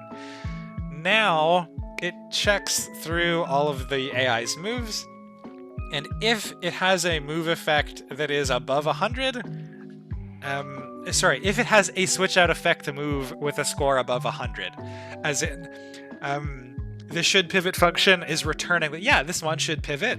It will this should stay in to use move will return true, because it should stay in to use U-turn instead, and it will cancel the switch. So this is the code behind these two cases, where if all the AI's scores suck, it can switch now, and if the AI has a good switching move, it will cancel its own hard switch so that it stays in to use the move. It doesn't have to use the move if it has a fast kill with some other move or whatever, and also U-turn is like fine. It will still cancel any switches regardless. If it sees that it could be U-turning effectively instead, it won't hard switch, it'll U-turn. How do you handle the AI will click volt switch if it kills instead of staying in and not clicking it?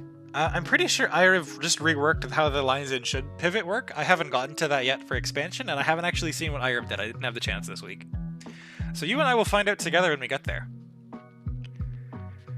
Reworked the type matchup formula that is used to determine if an AI Pokemon has a good defensive matchup. Yeah, this was also a bit of a bitch, but I'm really pleased with how it turned out. It's kind of like the move scoring in that it is now more complicated to intuit, in terms of it's more complicated to solve, but it should be more intuitive now. So before, actually I think I have nice examples in this PR, and I have a few more in Discord that I can grab. I think IRF has some here. Yeah. So you'll probably will remember in 1.2, very famously, the way that the AI would calculate a type matchup was just multiplying everything together. In this example here, it takes each attacking type, points it into each defending type, and multiplies everything together. This breaks because as soon as there's a 0 in one of these matchups, the AI sees that it has a perfect type matchup, basically.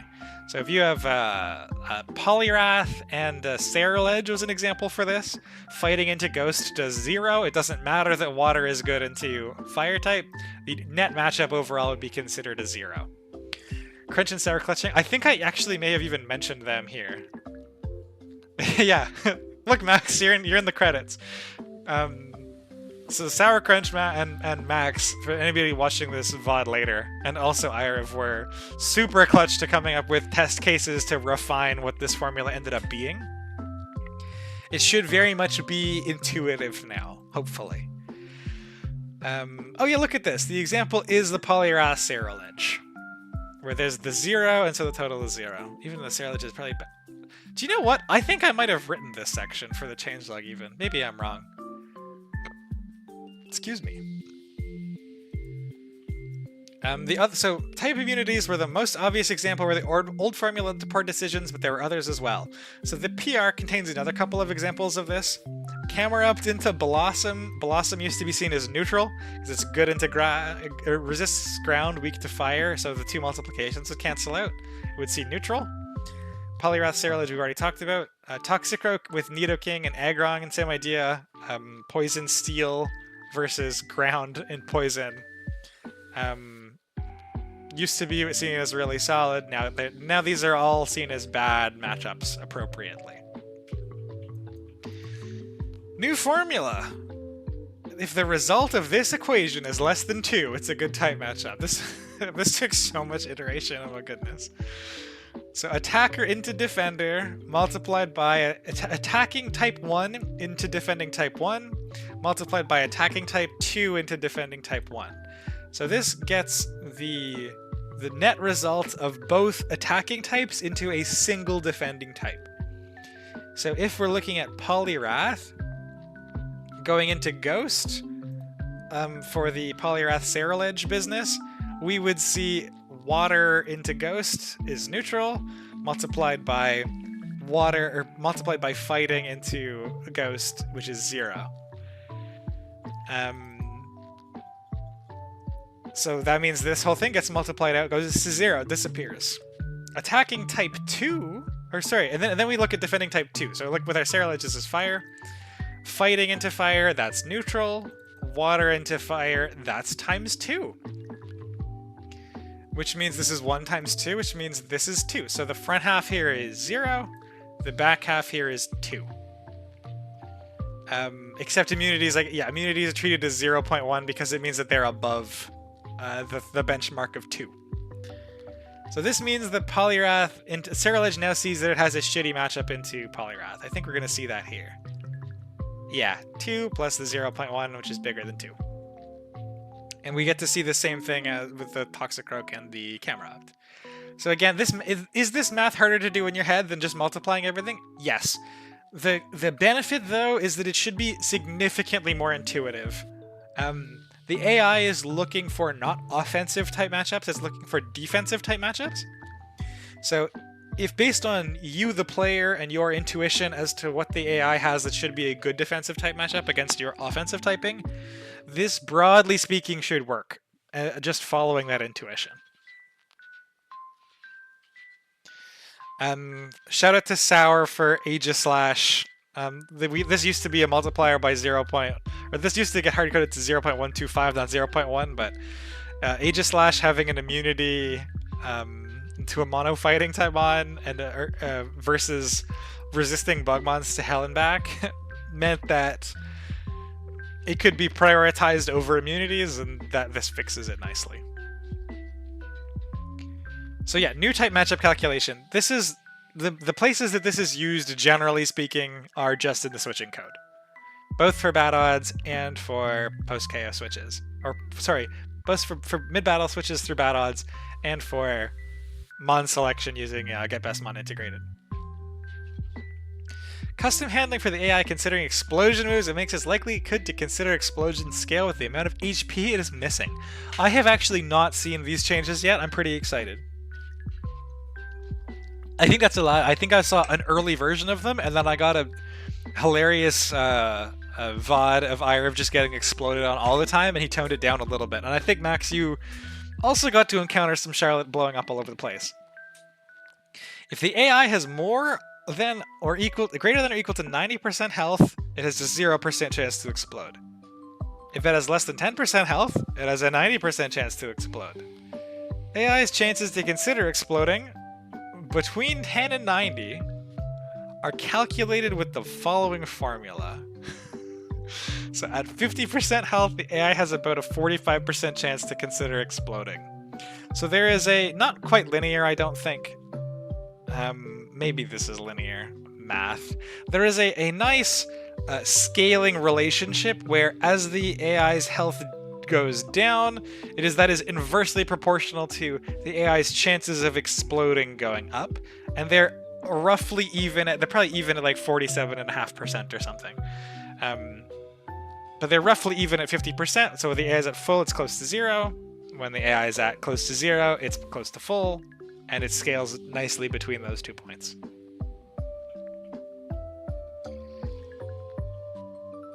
Ah, right. So if the AI fails this check, explosion moves get that -10. We've seen -10 as a benchmark for a lot of cases where a move is just considered bad. Same for damp, same for ghost types.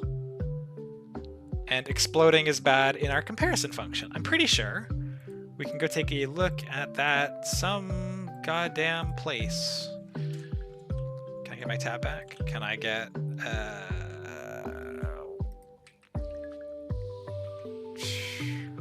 should be somewhere in here.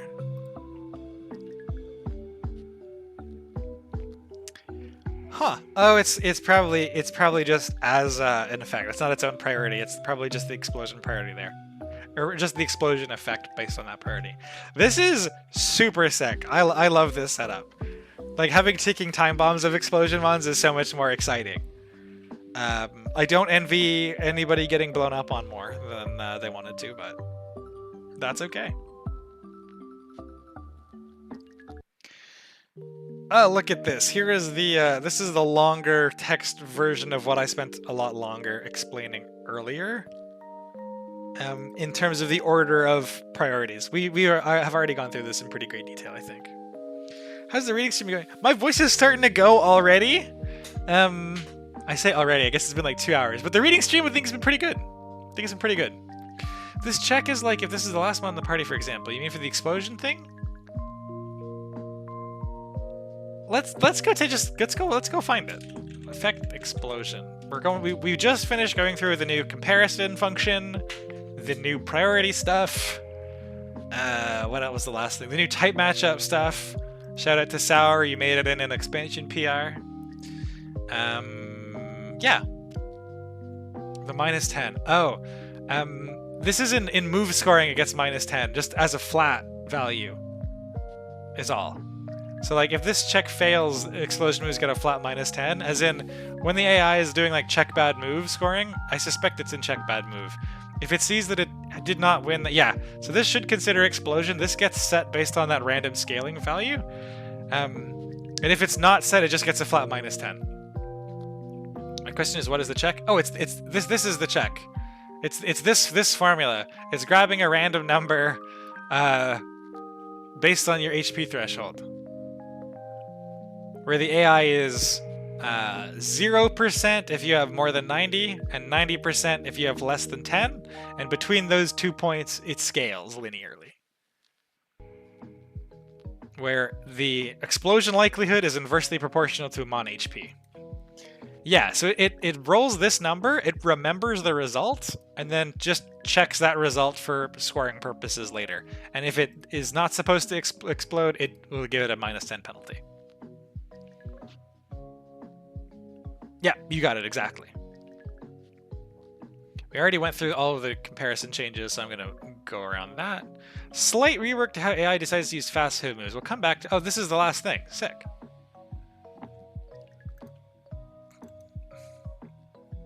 I actually haven't had chance... Like, Ira just sent these to me this week. And I haven't had a chance to go through them. But I'm sure they're great.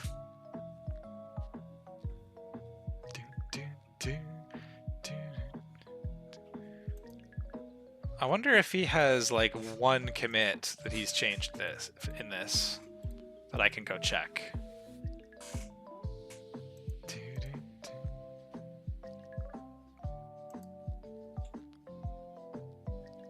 Fuck. It's got a lot of stuff in it. This would be in main. Oh, that's probably just putting consider priority into the AI's faster check. Okay. 3 days ago. Okay, this is probably it. This is the one from this week, then.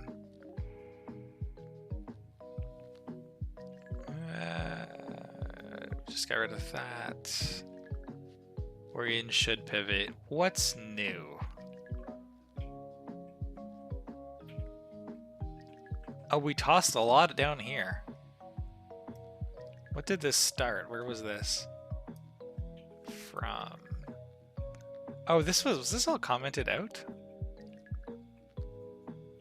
Perhaps. Oh, I think this is just, he just replaced a previous idea of his, perhaps. Because this is not, that's not an expansion. Let's just take a look through and see if we can figure out what's going on here. So if we're not in a double battle, we can try to pivot if this should be unchanged. If the attacker is going first, and you cannot KO the foe. Oh, this right here. I'm not convinced this has fixed the AI killing without the priority move, which is funny. Is the default still don't pivot? Yeah. Oh no, this is just 0. Okay, so it's not a penalty. Or is that still a penalty out here? Yeah, okay. So AI probably still doesn't easily use its own pivot moves to kill you.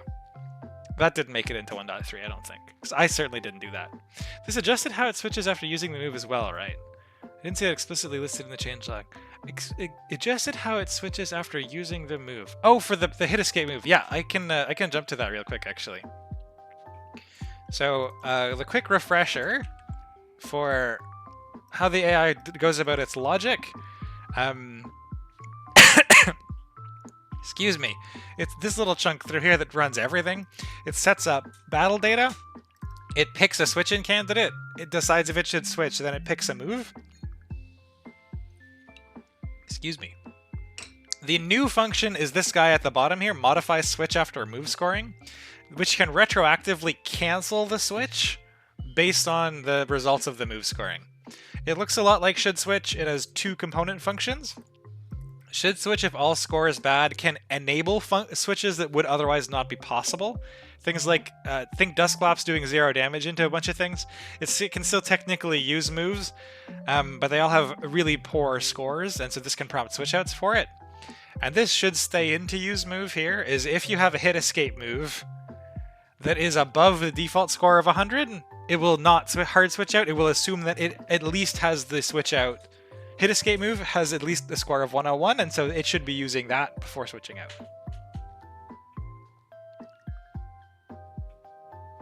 So it can cancel now. It can cancel hard switches for hit escape moves. Okay, where were we? What's new? Can AI faint target. Can't KO for otherwise. Okay, this is unchanged. If there is a suitable mon to switch into, and the current mon has at least a third of their health or a quarter in regenerator, if the player can KO the AI, bail. So this requires a suitable mon now. That's interesting. It has a free switch after fast pivot. Oh yeah, that should also be fixed. Yeah. Yeah, that should be fixed. That actually got fixed by accident, but that should be fixed. Yeah. Will you be uploading this to YouTube? Yeah, Guitar asked if I wouldn't mind uploading it somewhere, so yes, it'll end up being somewhere. Sorry, this is kind of like informal and rambly. It wasn't supposed to be like a be-all end-all reference for anything. But yeah, it should be available somewhere. I am recording this. I am recording this, right? I'm recording this. Yeah, this is being recorded. Should be somewhere. You can find like stuff that I upload from Twitch to YouTube. I am not a YouTuber. Let me get that clarified right off. But like, I can go find the channel this will go to. I have 4 subscribers? Jesus Christ, where did that come from? Let me reply. They'll get uploaded to that channel. I think I might have thumbed an extra slash. Whoops. But they'll go to that channel. The same channel that I uploaded the whole playthrough to. 5. Is this also new? It is also new. Okay.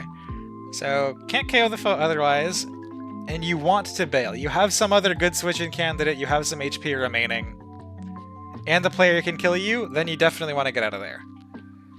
So, we're now outside, we're still in the case of you have a decent amount of health, and you have a good switch-in candidate.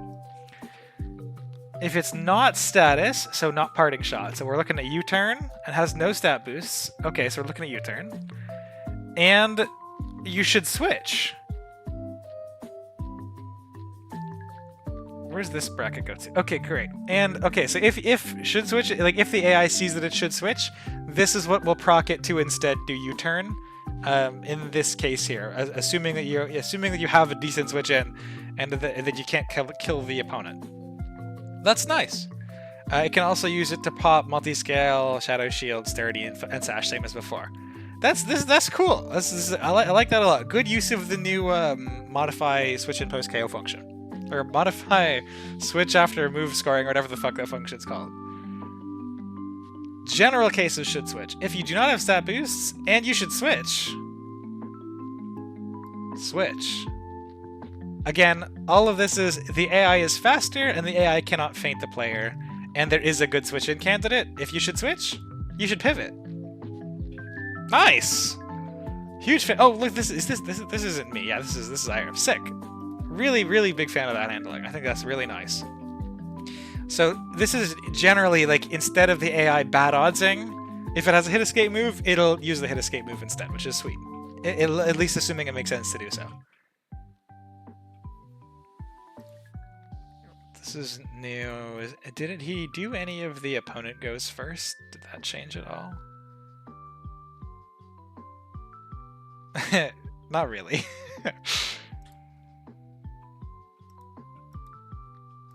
Yeah, none of this stuff if you're slower is changed. Neat. This function may still see some iteration from me well, not later, but I'm not sure. Am I missing something? Does the fix not check if the opponents? Yeah, yeah, no worries. This homie, the little homie. This function may see some further iteration in future versions. I have no idea what IR's plans are for like a 1.3.1 or a hotfix patch or a 1.4 or whatever. It's possible this never gets changed again. I don't know. There's further work that I'm going to do on expansions version of this that I will let IRV know about when I have it done, and we'll see if it ends up there or not. Surprise disguise. Yeah, disguise would be a great suggestion for things to put in here. It's mostly like there a lot of things that aren't in here because IRV literally did this tweaking like 3 days ago because I didn't have time to do any of it this week. So he got to something that he was reasonably happy with and then shipped that. So a full overhaul of this function hasn't really happened yet. It still kind of needs to happen at some point. Again, I don't know if that'll ever get into expansion or not, but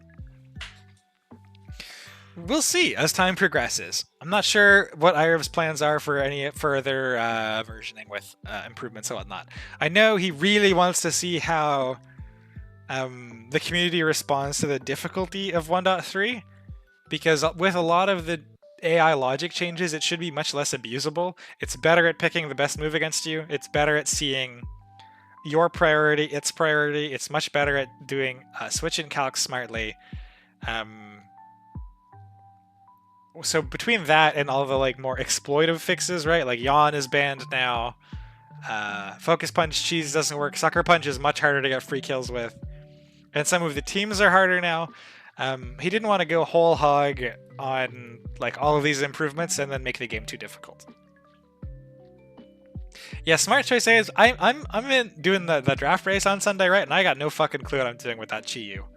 I'm hoping that so we're not allowed to do calcs before it, except for Charlotte. I have not done my Charlotte calcs yet. I'm really hoping that Conkelder can just kill it, but I don't know how to get Conkelder in for free, so I'm probably gonna just sack some shit. It'll be fine. The Dharm, the plan for the Dharm is I drafted a Simisear. And again, I haven't calced my Charlotte yet, but if we look at Simisear, base speed 101. If we look at Darmanitan, Galar, Standard. Base, oh no, it's choice. Or not, this wasn't for the Darmanitan, this was for something else. The plan was to bait those in at Earthquake. I think. On I don't know what my lead was gonna be. I think I have a lot of flying mons. It might be Flygon, might be Glissaur. But the plan was to send in Simisear, bait it into Earthquake, hard switch into something with Levitate and force it out. And then later lock it into Earthquake by killing like a Glalie or some shit with Simisear. I think Simisear was drafted because it's faster than Mega Glalie. By 1 point, yeah. Mega Glalie is 100 and Simisear is 101. This is literally the reason that Simisear got drafted. Tell us if it draft strats. I don't know necessarily. You know what? Maybe I'll stop the recording when we're done the AI changelog, which I think this is the bottom of.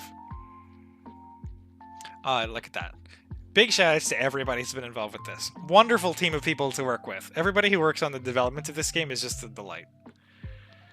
I'm happy to talk about some draft strats for a bit now. This is done. Are there any questions before I wrap this up? As pertaining to the new AI behavior, at least. And then I'll happily chat about the draft a little bit.